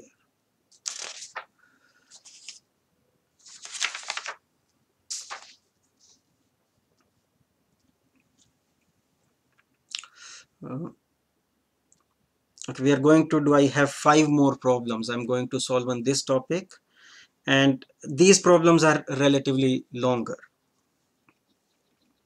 It says a piston cylinder device, this number 15, contains 0.1 cubic meter of liquid water and 0.9 cubic meter of water vapor in equilibrium at 100 kilopascal. Heat is transferred at constant pressure until temperature reaches 350 degrees C. Okay, we have to determine several things. Temperature, mass, volume, all those things. Okay. So let me formulate the problem first.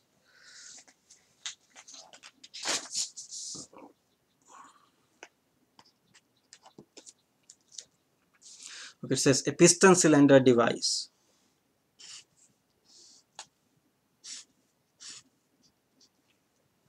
It has 0.1 cubic meter of liquid water. Okay, so it is a mixture of liquid and vapor, and volume of liquid water is 0.1 cubic meter. So what symbol should I use for this? I should use VF. Okay, it is saturated liquid. It's a two-phase mixture. So volume of liquid is 0.1 cubic meter, and of water vapor, that is Vg, is 0.9 cubic meter. Okay. And it is at 100 kilopascal.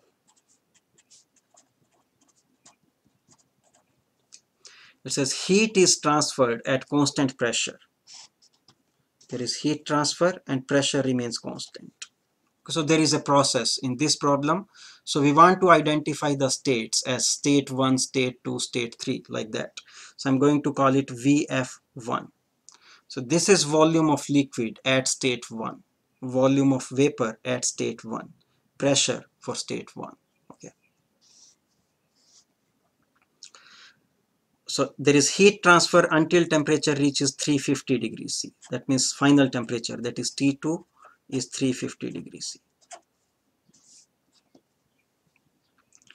It's a constant pressure process. Okay.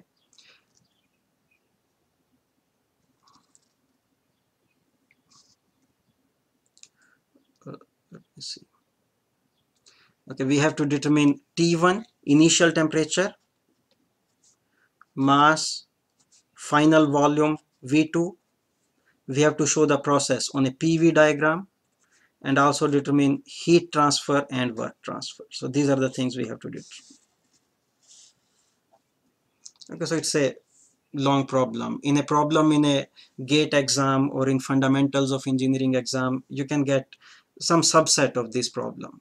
Okay, but here you have to, but still it is important that we do problems like this to understand the subject thoroughly. It is good to do long problems. Okay, actually, because we need numbers, let me find out.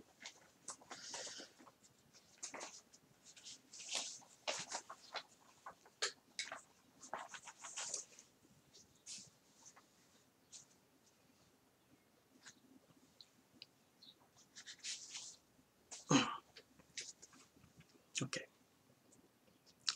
so see, for state 1 we have pressure.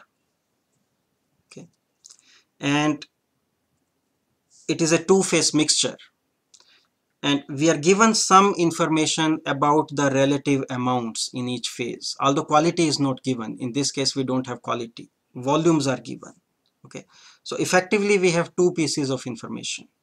We have pressure and we have relative amounts of liquid and vapor in the form of volume, not in terms of mass, but we have that information. So the state is actually fixed. We have sufficient information here. And for state 2 we have temperature 350 degrees C and pressure is same as P1. It is a constant pressure process. So this is 800 kilopascal. So we have pressure also. We have two pieces of information. So the states, both states are fixed. We can read the numbers, although we will have to work out a few things here. Okay. Now T1, that is straightforward because it is a two-phase mixture. State 1 is a two-phase mixture. So what will be the temperature? Temperature is saturation temperature because the mixture is actually it is in the boiling or condensation sort of thing. So temperature is saturation temperature at given pressure. So at P1. So at 800 kilopascal from table, we can read saturation temperature. And I'm just going to write down that number here. You get 170.4 degrees C. Okay, that is T1. Okay.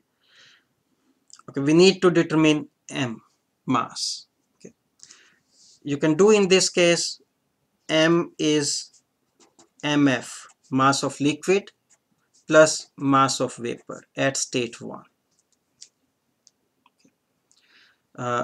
And M we don't have to write M1 or M2 because it is a closed system, mass remains constant. M1 is MF1 plus MG1. And we can write MF1 as VF1 over VF1. And the reason we are doing it this way is because this volume was given. Okay, you have this volume given, and you can read specific volume from the table, so you can determine easily what is the mass of liquid and what is the mass of vapor. So in order to determine total mass, that's the easy way to do it. VF1 plus VF1, and mg1 will be vg1 over vg1.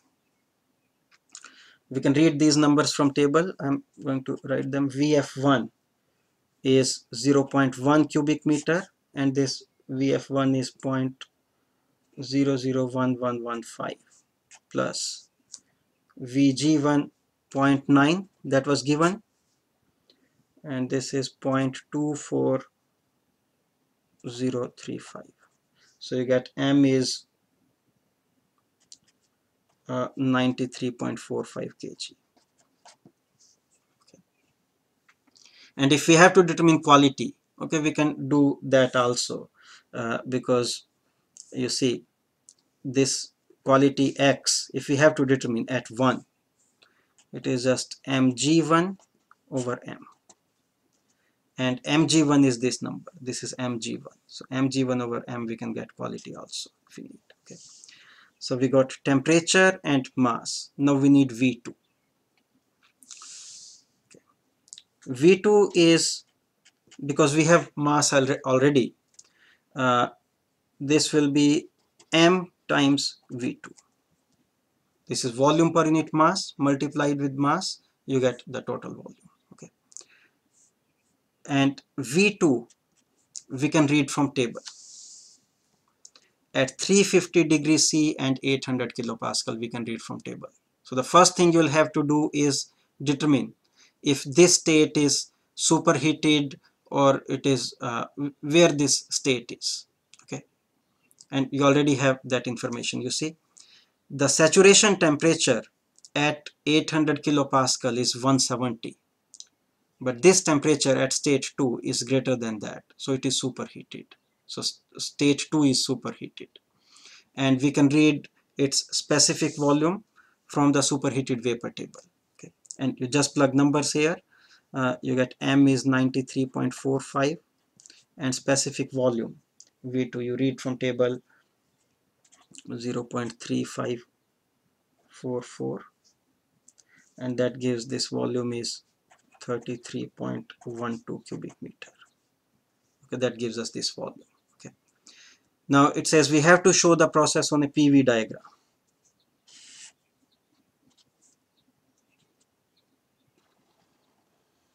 It's a constant pressure process, so it is along this, and to begin with it is a two-phase mixture, so you show in the two-phase region, and finally it becomes superheated. So that is the process.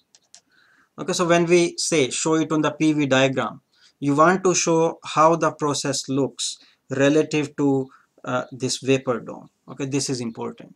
Okay, so it is not that you don't even draw the vapor dome and just show a line, a constant pressure. No, draw the vapor dome and show how this process looks like relative to the saturation curves. And if you want to draw it, say on temperature volume diagram, vapor dome is also like this, but on temperature volume diagram, constant pressure process is in this way. That is constant pressure curve on temperature volume diagram. So it will go like this. It's in the two-phase region. At constant pressure, it becomes superheated. Okay, so the process is like this. That is PV diagram. Okay. Okay, let us see. Then it says we have to determine heat transfer and work transfer. For that, we will have to apply first law, because these terms are interaction between system and surrounding. So to get those, we apply those things.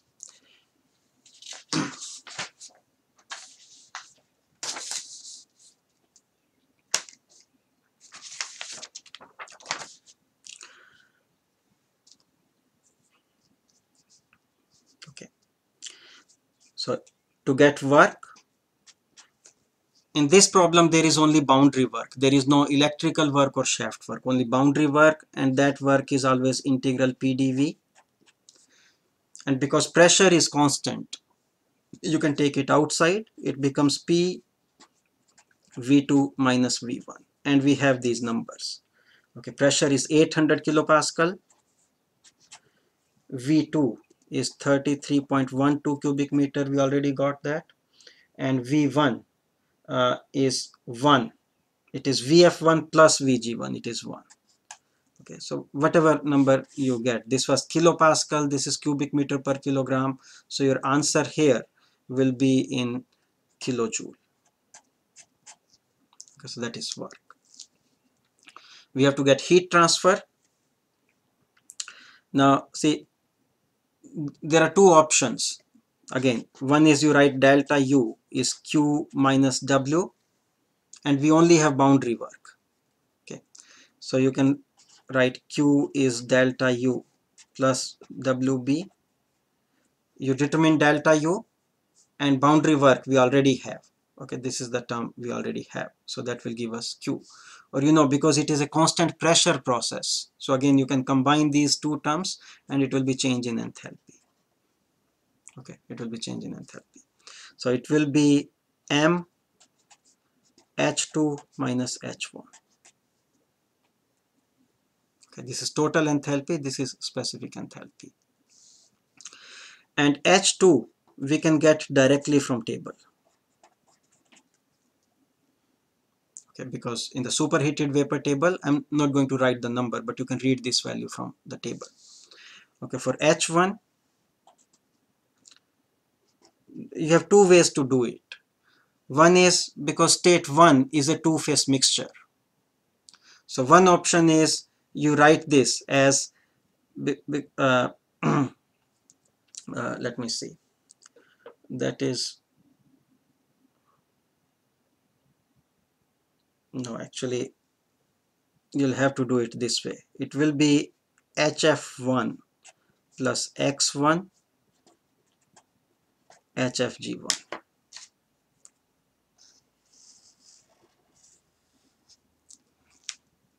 Okay, it's a two-phase mixture. And X1, I told you previously how to get that. So you have quality at 1 and HF and HFG corresponding to state 1.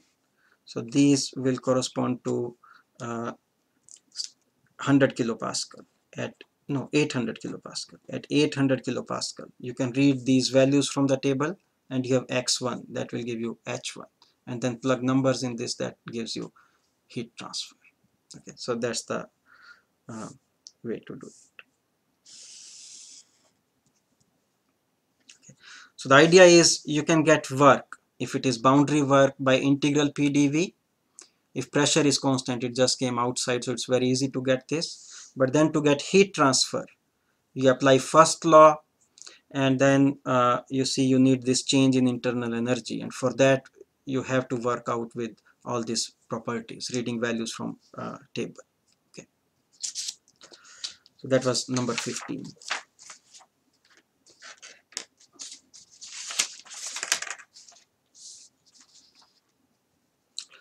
Okay, we'll look at number 16.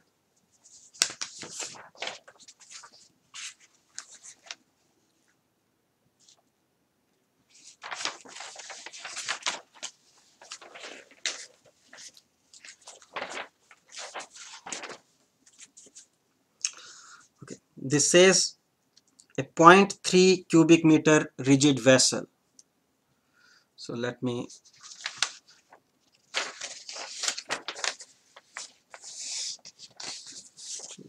just going to do that here. Okay, this number 16, and its volume is 0.3 cubic meter.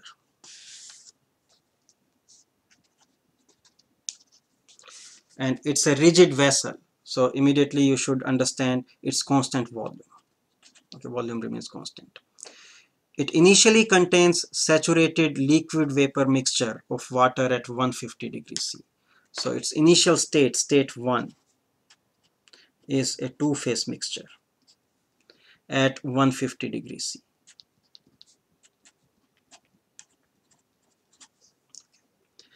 The water is now heated until it reaches the critical state. So there it is heated and its final state is critical state. So that is unique. So final state is given. Determine the mass of the liquid water. Okay, now understand again that actually in thermodynamics, even steam is water. Okay, ice is also water, but we make the differentiation. You can say solid water, liquid water, or vapor water. Okay, but everything is water. And in the problem is it says determine the mass of the liquid water. It does not say determine the mass of the entire water, determine the mass of the liquid water. Okay, that means we have to determine mass of liquid, and liquid is saturated liquid, it's a two-phase mixture, so we have to determine MF at state 1. Okay, It says it in the mass of the liquid water and volume occupied by the liquid.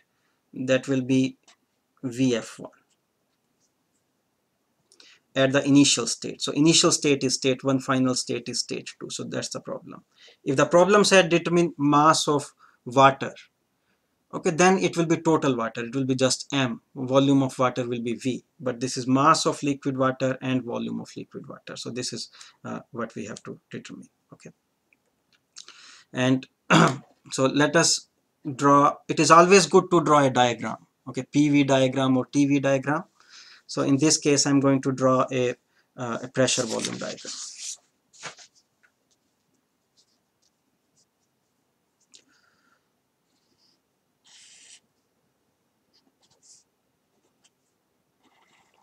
Put on. And what is state 2? It is given state 2 is critical state. So that we know. State 2 is this point. Okay. And it is a constant volume process because it was a rigid tank. Okay. That means process has to be along this line. It's constant volume. So state 1 has to be along this. And for state 1, we are given temperature is 150 degrees C. So this temperature, you know, is around 375 degrees C, but given temperature is 150. It is below this. So, you know, state 1 is somewhere here. So the process looks like this. 1 goes to 2. That is the process. Okay. So state 1, it is a two-phase mixture. Okay.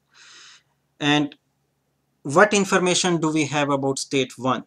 We know its temperature is 150 degrees C. Anything else you know about state 1? We don't know directly, but we know that through state 2. Okay, you have to see the relation between the states. We know because V1 equals V2, and because the mass is constant, you also have V1 equals V2. Okay, their specific volumes are also same. And V2 we can read from table, that is critical point. Okay, so for state 2, we have temperature 150 degrees C and we have specific volume. So we have two properties for state 2 and for state 1, sorry. Okay, we have temperature and specific volume, and based on that we can work out anything we need to know about state 1. So let us first read this specific volume for critical point from the table, and I'm going to show you something there in the table. Now, if you go to the saturated water table and look at the last value in the table, let me show you that.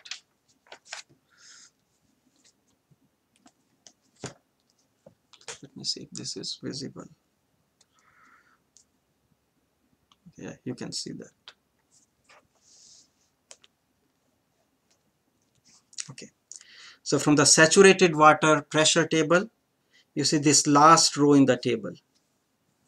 Okay, for this row it says this is the value of VF 0.003106 and VG is also 0.003106. So for the last row in the saturated water table, you have VF equals VG.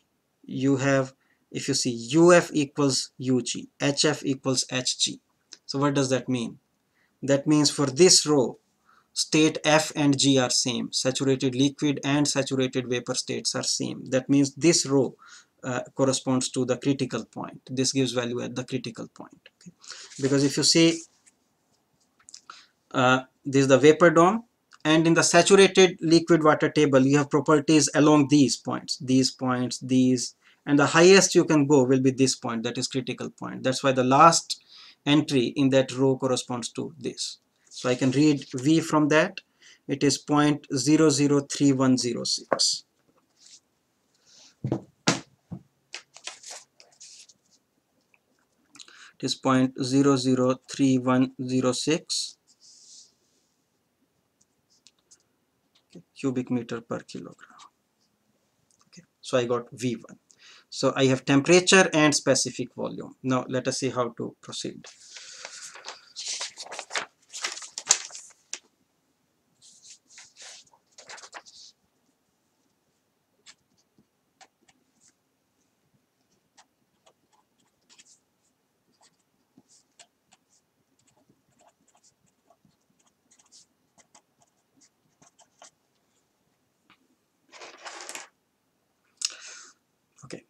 in the two-phase region, the easiest is to use quality.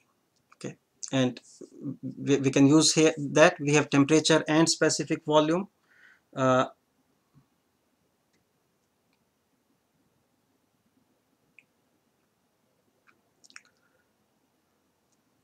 You can write V1 equals VF1 plus X1 VFG1.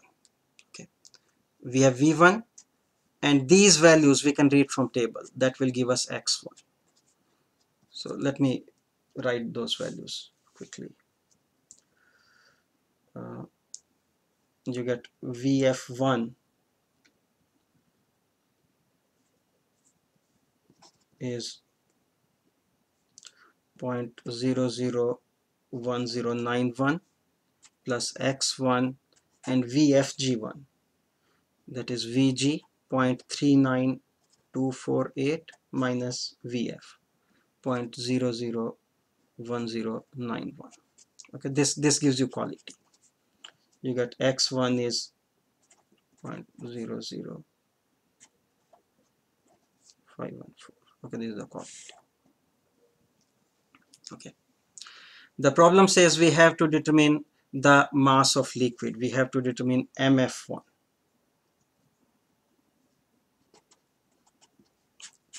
That is one of the things. And see, what is quality? Quality is actually mg over m. Okay, quality is mg over m. So I can write, we did not find out m also so far, but I can write, say, this mf1 mass of liquid will be, x1 is the fraction of vapor, so this thing will be 1 minus x1 times m. Okay, because total mass is vapor and liquid. So if the fraction of vapor is x, then the fraction of liquid will be 1 minus x. So 1 minus x times total mass. And this you can write as 1 minus x1, and this total mass we can write as volume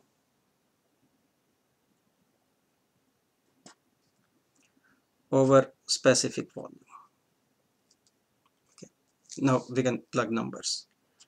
The 1 minus 0.00514 times volume was given 0.3 cubic meter, and specific volume we already got. Specific volume was 0.003106.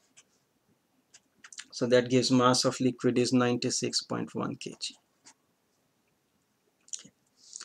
And we have to get the volume occupied by the liquid.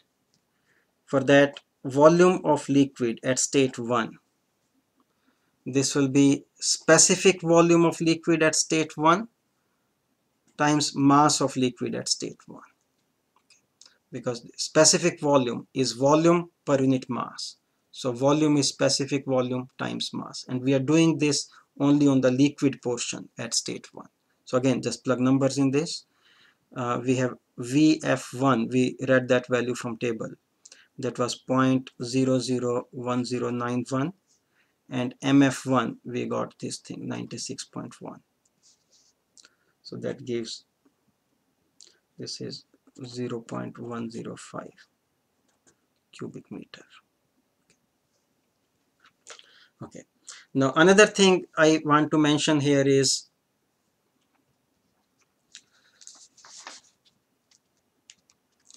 you see, in this problem it went from state 1 to state 2. Pressure at state 2 is around 22 megapascal. That is critical pressure for water. Okay, it is 22 megapascal. And pressure at state 1, let me see, at 150 degrees C, the saturation pressure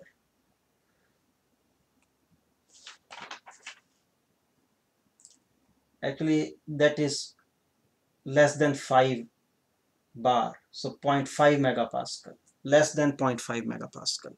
So pressure here is less than 0.5 megapascal, and pressure here is 22 megapascal. So there is big change in pressure. But still, if you look at the answer in terms of quality, quality at 1 is almost 0. Okay, so that means mass in vapor phase is negligible. Almost entire mass is still in the liquid phase, and that means that this side of the PV diagram is very steep. So sometimes we draw it like this, but it is not like this. This side is very steep. So although you have big change in pressure, but still it remains, this line is actually close to the saturated liquid state. There is not much change in quality here. So that's the idea. Okay. Okay. Okay, there are 3 more problems I want to solve on this, and these will be relatively more difficult. So I'm not going to work out all the numbers, because I think by now you understand how to read values from tables and work out the numbers, but I'm just going to formulate these problems. Okay. And that will save us time also. Okay, let us look at number 17. It says a well insulated rigid tank, and it is insulated. We can draw it like this. So there is no heat transfer with surrounding. It contains 5 kilogram of saturated liquid vapor mixture of water. So it's 5 kilogram, and state 1 is a two-phase mixture at 100 kilopascal.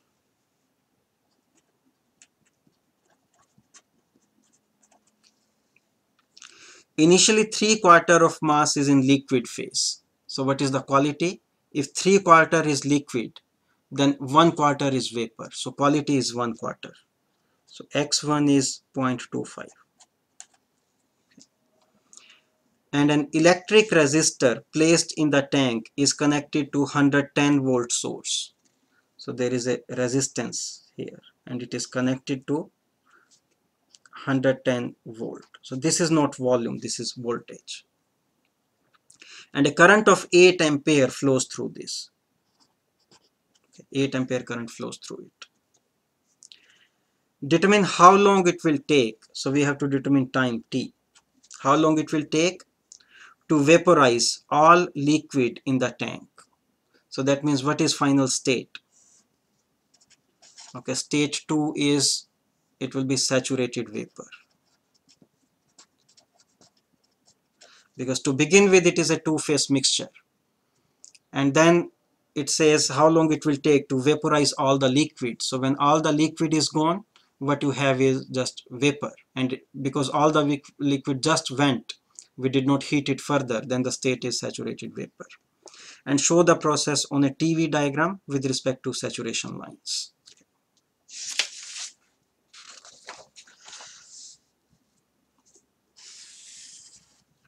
Okay, let us first draw the TV diagram. So this is the saturation curve, and the process is a constant volume process because it is rigid tank. To begin with, it is a two-phase mixture. So let's say state 1 is here, and at constant volume, it becomes saturated vapor. So process is like this, 1 to 2. Okay, if state 1 was here, then state 2 would have been saturated liquid actually, but we know in this case it becomes saturated vapor, so it is on the right side of that. Okay, so that's the situation. Let us look at these two states, 1 and 2. For state 1, we know pressure and quality. So state 1 is fixed. We know two properties. You can work out all the other properties for this. Okay. For state 2, what do we have? We know it is saturated vapor. So we already have one information about this. It is saturated vapor. We just need one more. Okay, and what is that? Okay, there is nothing given directly about state 2, but from the process, you know V2 equals V1.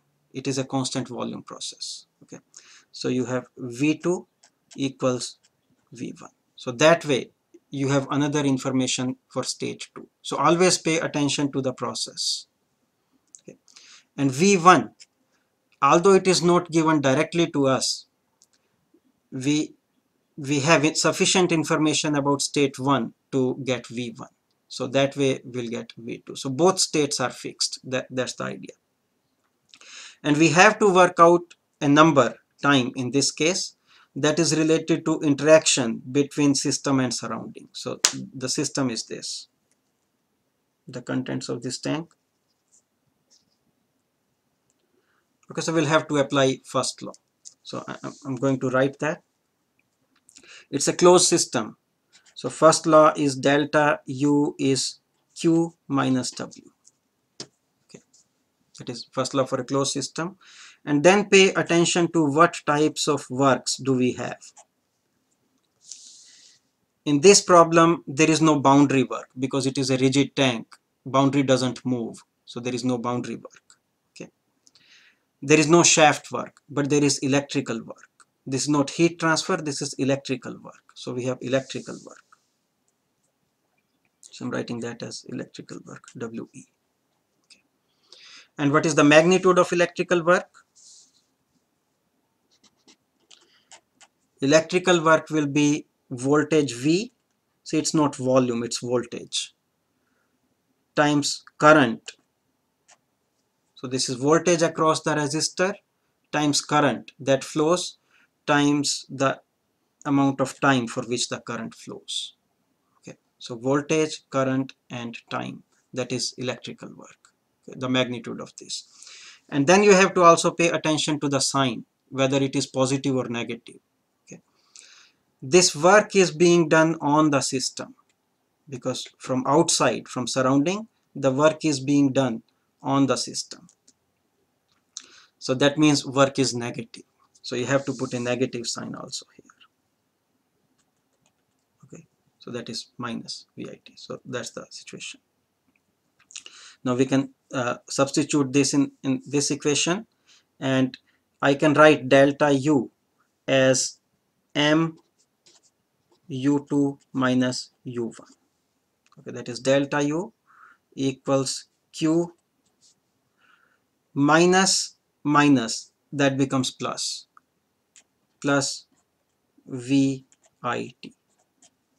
So time is just M U2 minus U1,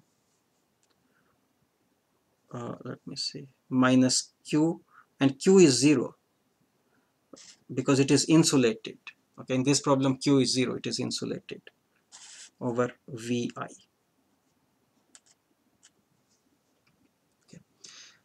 Okay, now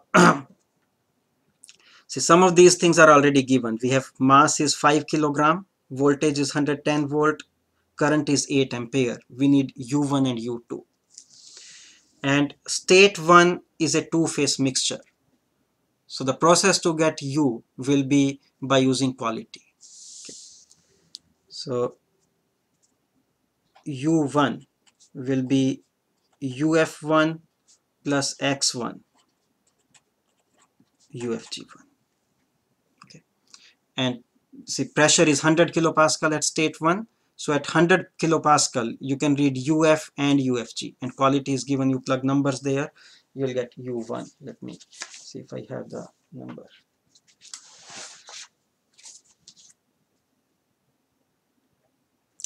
Okay, you get approximately 939.4 kilojoule per kilogram. Okay, that is U1. And for state 2 is saturated vapor, and we know V2 equals V1. So first you will have to determine V1, and V1 you will get by VF1 plus X1 VFG1. So these subscripts are very important. You are having this subscript 1, F, and FG, and plug numbers for these at 100 kilopascal. That gives you V1. you get 0.42431 per kilogram. Okay, that is V1, and this is same as V2. Okay, so see, what do we know about state 2 now? So we know its specific volume, and we know that this is actually a G state. It is saturated vapor. Okay, so what we are going to do is, let me write here so that it is very clear to you. In the Vg column,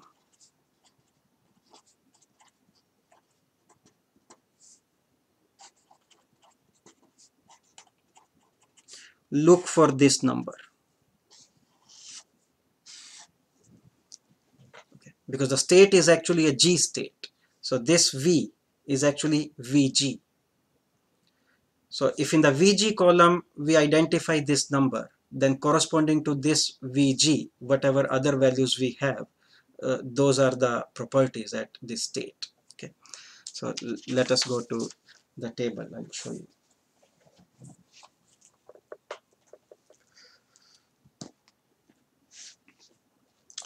Uh, so I'm trying to see in the Vg column, the value is 0.42431. Let us see.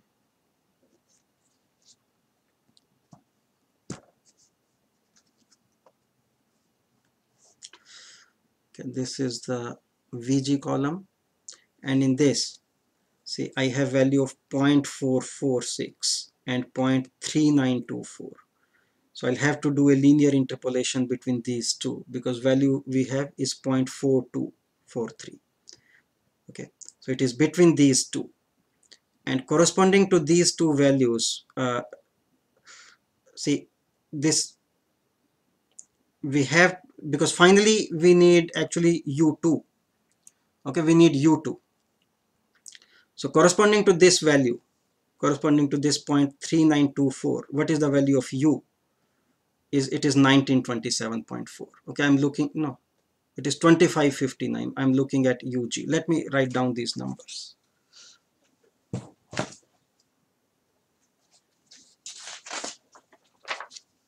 So in the table, when VG is 0.39248, corresponding to this UG is 2559.1, and when VG is 0.446,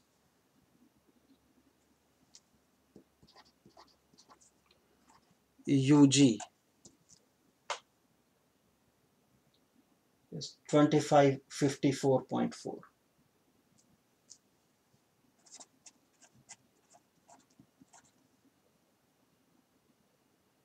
Okay, so that's what we have. But now what we have is the value of Vg that we have is 0.42431, which is in between these two values. So corresponding to this, okay, what is the value of Ug? This will be U2. Okay, because state 2 is actually a G state, and we got its Vg like this, and corresponding to this Vg, whatever is Ug, that is U at state 2. Okay, so we do linear interpolation, and it's very simple, but if you have any confusion, I'm going to demonstrate that quickly here.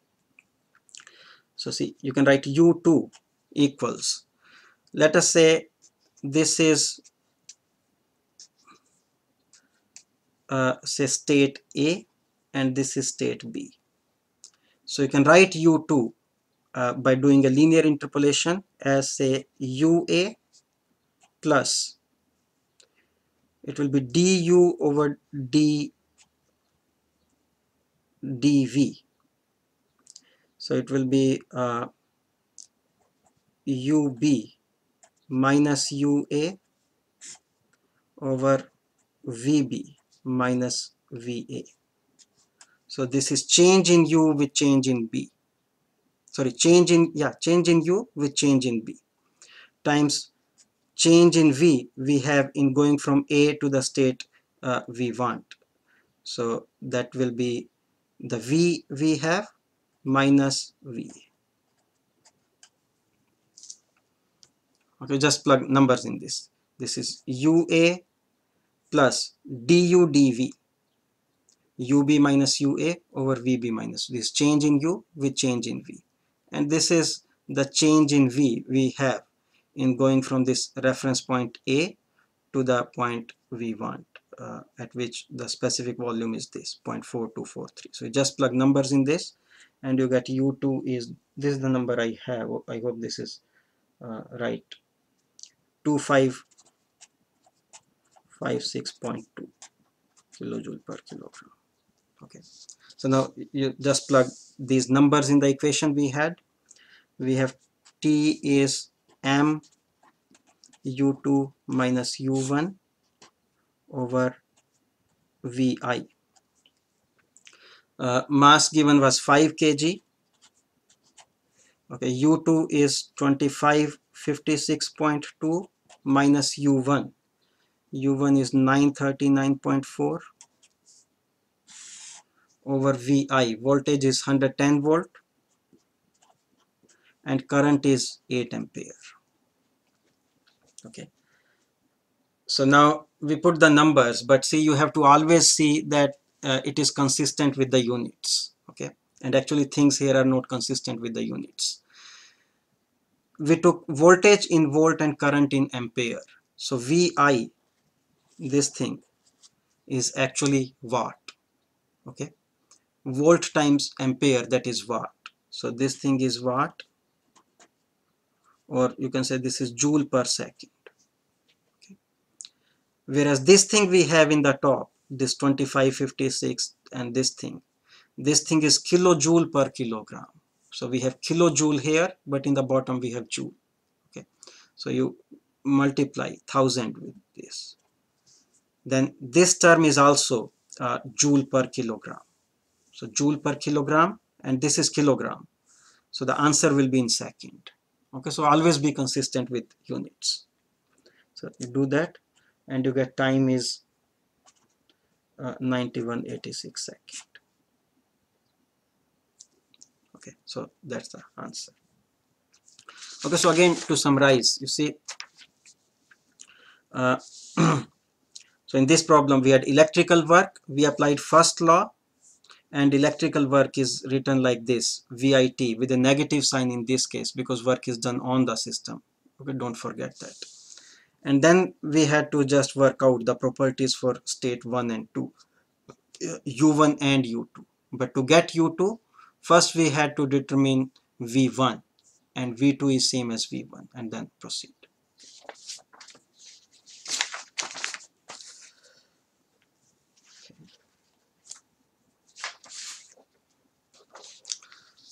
Okay, now let us look at number 18.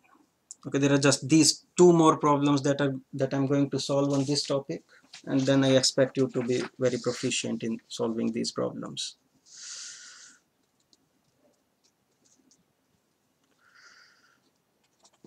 Okay. Now it says an insulated piston cylinder device.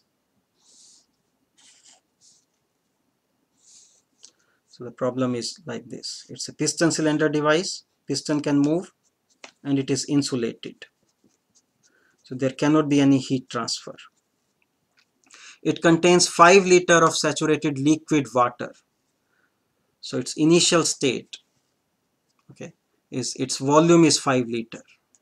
And now I'm not writing V is 5 liters, but V1 is 5 liters because its volume can change. It is not a rigid tank. The piston can move. V1 is 5 liters and state 1 is saturated liquid. And its pressure is 175 kilopascal. Okay, so with this information, state 1 is fixed. Saturated liquid and pressure is given, we can determine all other properties. Okay, we can determine the intensive properties, which are like this. You can determine V1, U1, all these things. These are intensive properties. And because total volume is given, we can take a ratio of these two that will give us mass. And once we have mass, you can determine extensive properties also. That will be total internal energy. That will be uppercase U. Okay, total enthalpy. You can determine those also. Water is stirred by a paddle wheel. So there is paddle wheel and a current of 8 ampere. There is also a resistance here, and current of 8 ampere flows through this for 45 minutes. If one half of the liquid is evaporated during the constant pressure process, so it is given that the pressure is constant and one half of the liquid is evaporated, that means the quality at stage 2 is half. Okay, then stage 2 is also fixed because we know quality and pressure. So we have two things about stage 2, that means stage 2 is fixed. And the paddle wheel work is 400 kilojoule. The work involved here with this paddle wheel is 400 kilojoule. Says determine the voltage of the source. We have to determine voltage. I'm using symbol V for that. And show the process on a PV diagram. Okay, so that's what it says. Okay, I'm going to only formulate this problem without solving with numbers. Okay, so this is PV diagram. It's a constant pressure process, so it is say along this pressure. Initial state is saturated liquid, so that is state 1, and finally quality becomes half, so it will be like this. It goes from 1 to 2. At 2 quality is half, so that is the process. Just very simple in this case. Okay, we have to determine voltage V. For that we apply first law to this.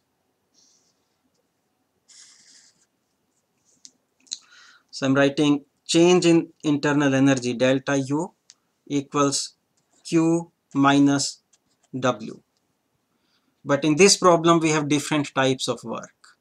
Okay, actually we have electric work because current is flowing through a resistor. We have shaft work, and there is also boundary work because boundary moves. Okay, so all these works we have.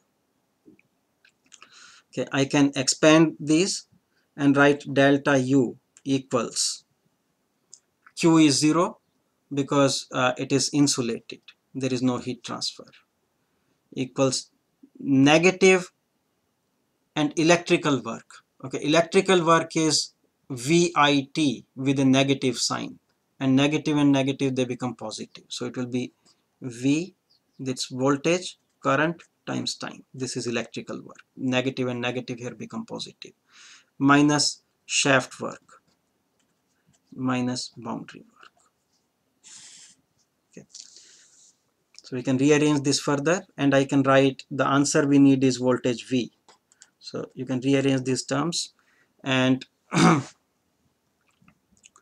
again actually you can do, because it is a constant pressure process, I can combine this boundary work term with delta U term. Okay, and this will become delta H. So this delta H term, which will be M H2 minus H1 plus shaft work WS over IT. Okay, that will give the voltage. Okay. And let us see what is given to us. Okay, time is 45 minutes. You have to convert that to second.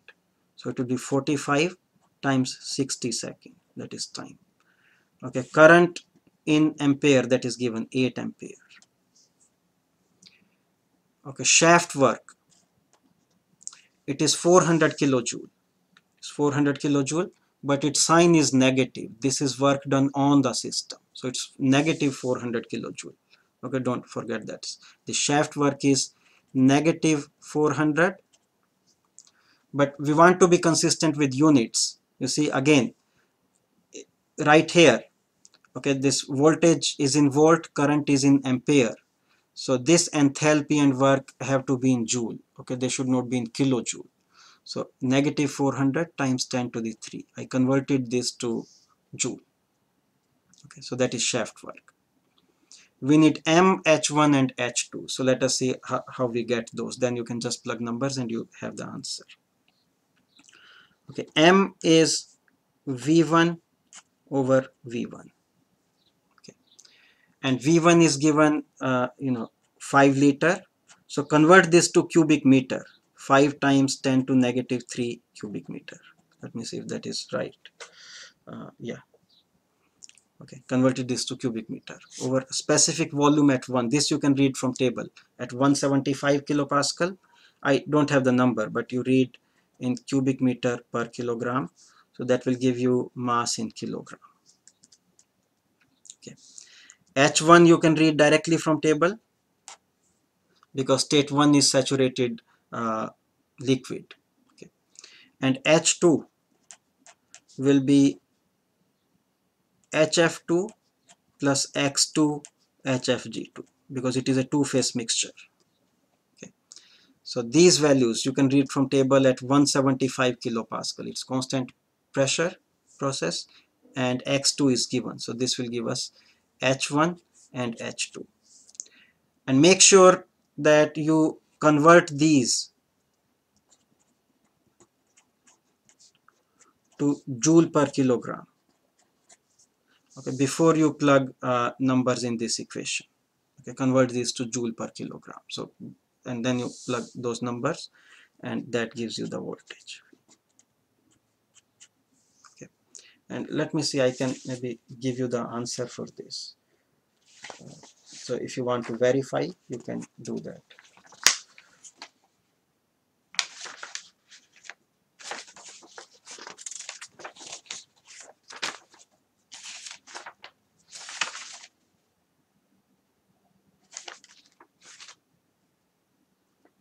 Okay, we get voltage of 223.9 volt. Okay, that is what you get. And this M you get as 4.731 kg. Okay, you get this value for M.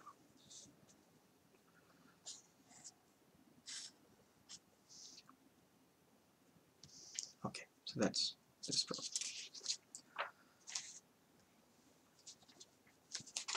Okay, now this is the last problem I'm going to do.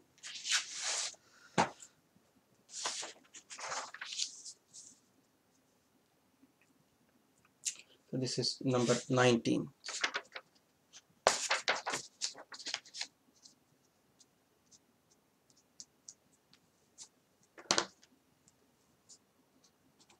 Okay. And let me also get some numbers.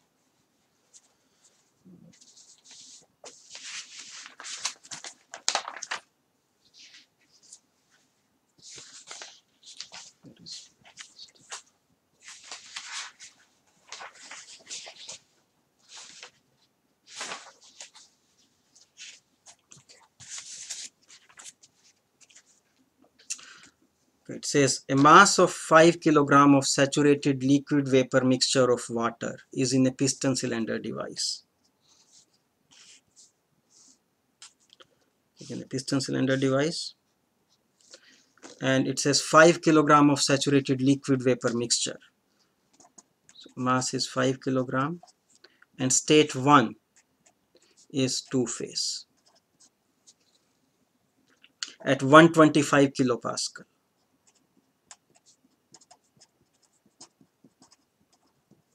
Okay, so state 1 is fixed. Okay, we have pressure and we know it is two-phase, so state 1 is fixed. Initially, no, it is not fixed yet. You see, we have pressure and it is two-phase. So we still have only one information. It could be saturated liquid, saturated vapor. We don't have quality. Let us read further. It says initially 2 kg is liquid and rest is vapor. Okay, now we have quality. You can write quality.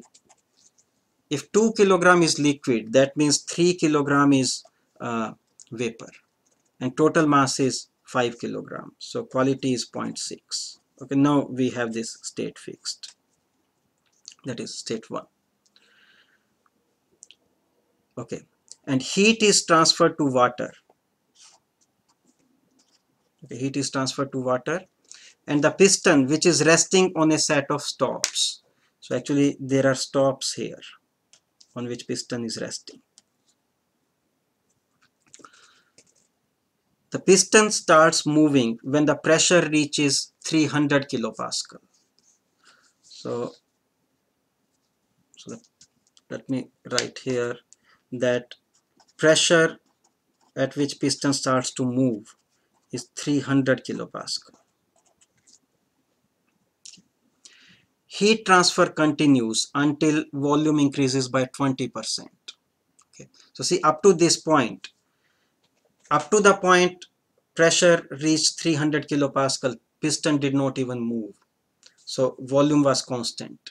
Okay. Then after this point, volume starts to increase. And it says volume increases by 20%.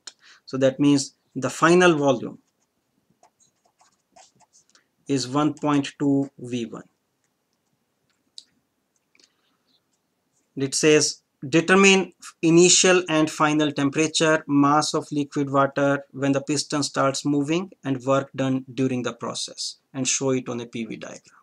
So I'm just going to formulate this problem. So what you have is, if we draw the PV diagram,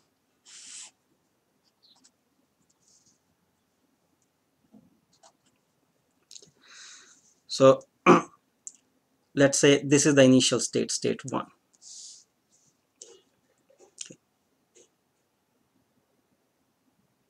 And the piston does not move until pressure becomes 300 kilopascal.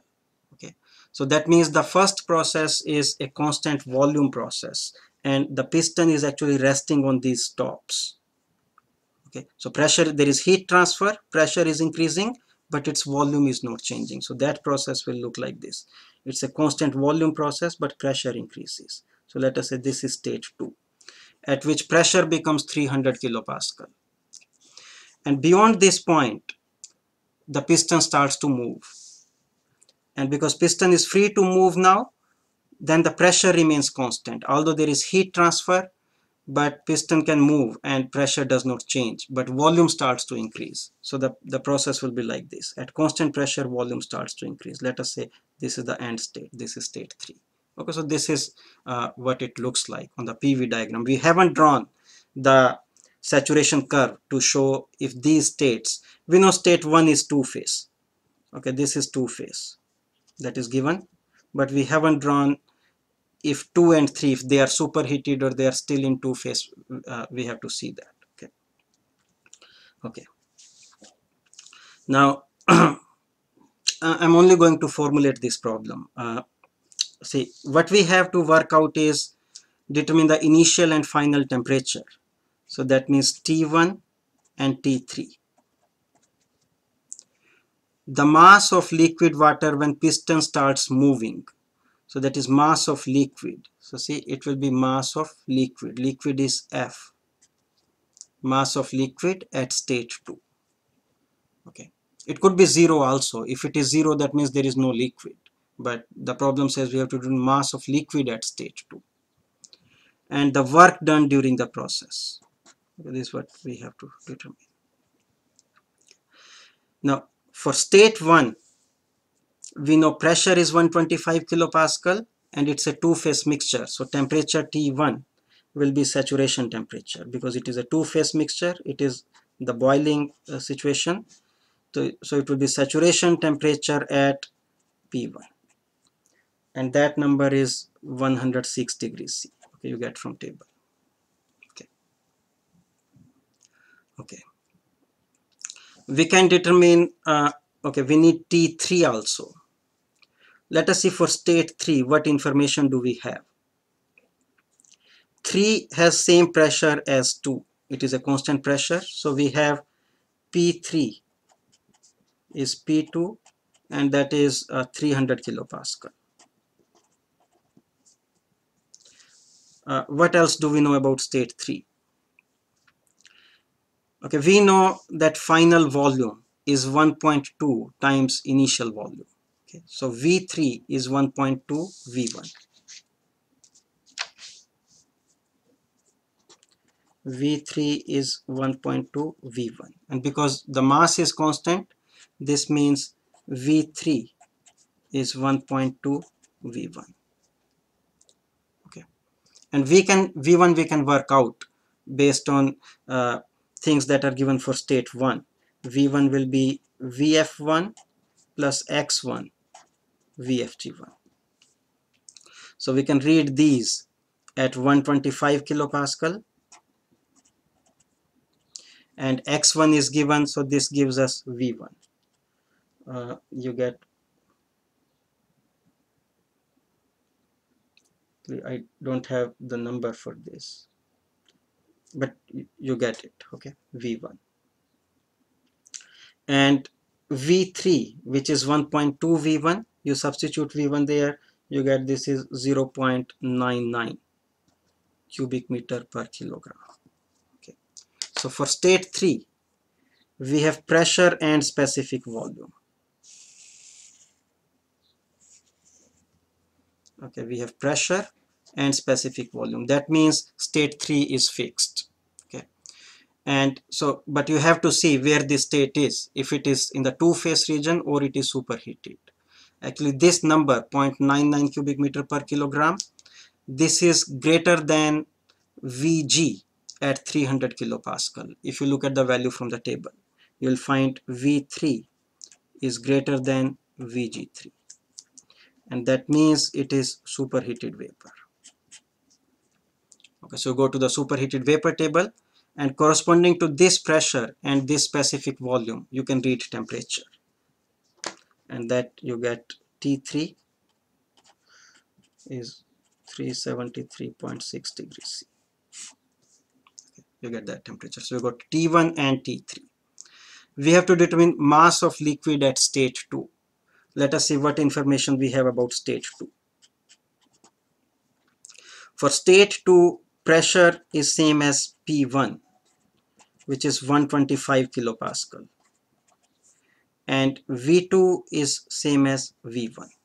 So we have state 2 fixed. Okay, and if you work out the numbers, you will find that V2 is actually greater than Vg2. Okay, Vg2 you will read at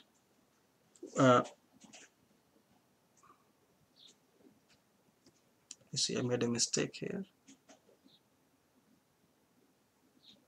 Actually, P2 is not same as P1. P2 is same as P3. Okay, sorry. P2 is same as P3. So this will be 300 kilopascal. Okay, P2 is same as P3. This is 300 kilopascal. And V2 is same as P1. Yeah, that's right. Okay. So Vg2, we are going to read at 300 kilopascal because P2 is 300 kilopascal. At 300 kilopascal, Vg2 you read, and V2 turns out to be greater than Vg2. That means stage 2 is also a superheated vapor. Okay, so what is mass of liquid at stage 2? It is 0. So mass of liquid at stage 2 is actually 0. Okay, so we got that. And now we can also draw the vapor dome on this diagram. Because state 1 is two-phase, 2 is superheated, and 3 is also superheated. So vapor dome is something like this. It is something like this. Of course, this diagram is not to scale. All it shows is 1 is two-phase, 2 and 3 are superheated. It is not to scale. And along with that, it also shows 1 to 2 is constant volume and 2 to 3 is constant pressure. Okay, that's all. And we have to determine the work exchange. Okay. There is no work exchange from 1 to 2 because it is constant volume. There is no shaft work, no electrical work, and because boundary does not move from 1 to 2, there is no work exchange. So work transfer is only from 2 to 3.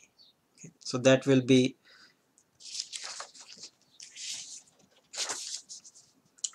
You can write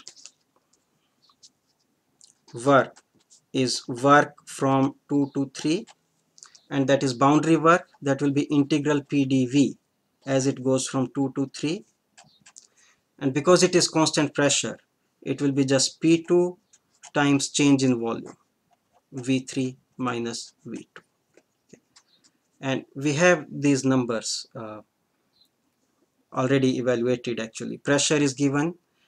This is, we have pressure in kilopascal, and volume we have in cubic meter per kilogram.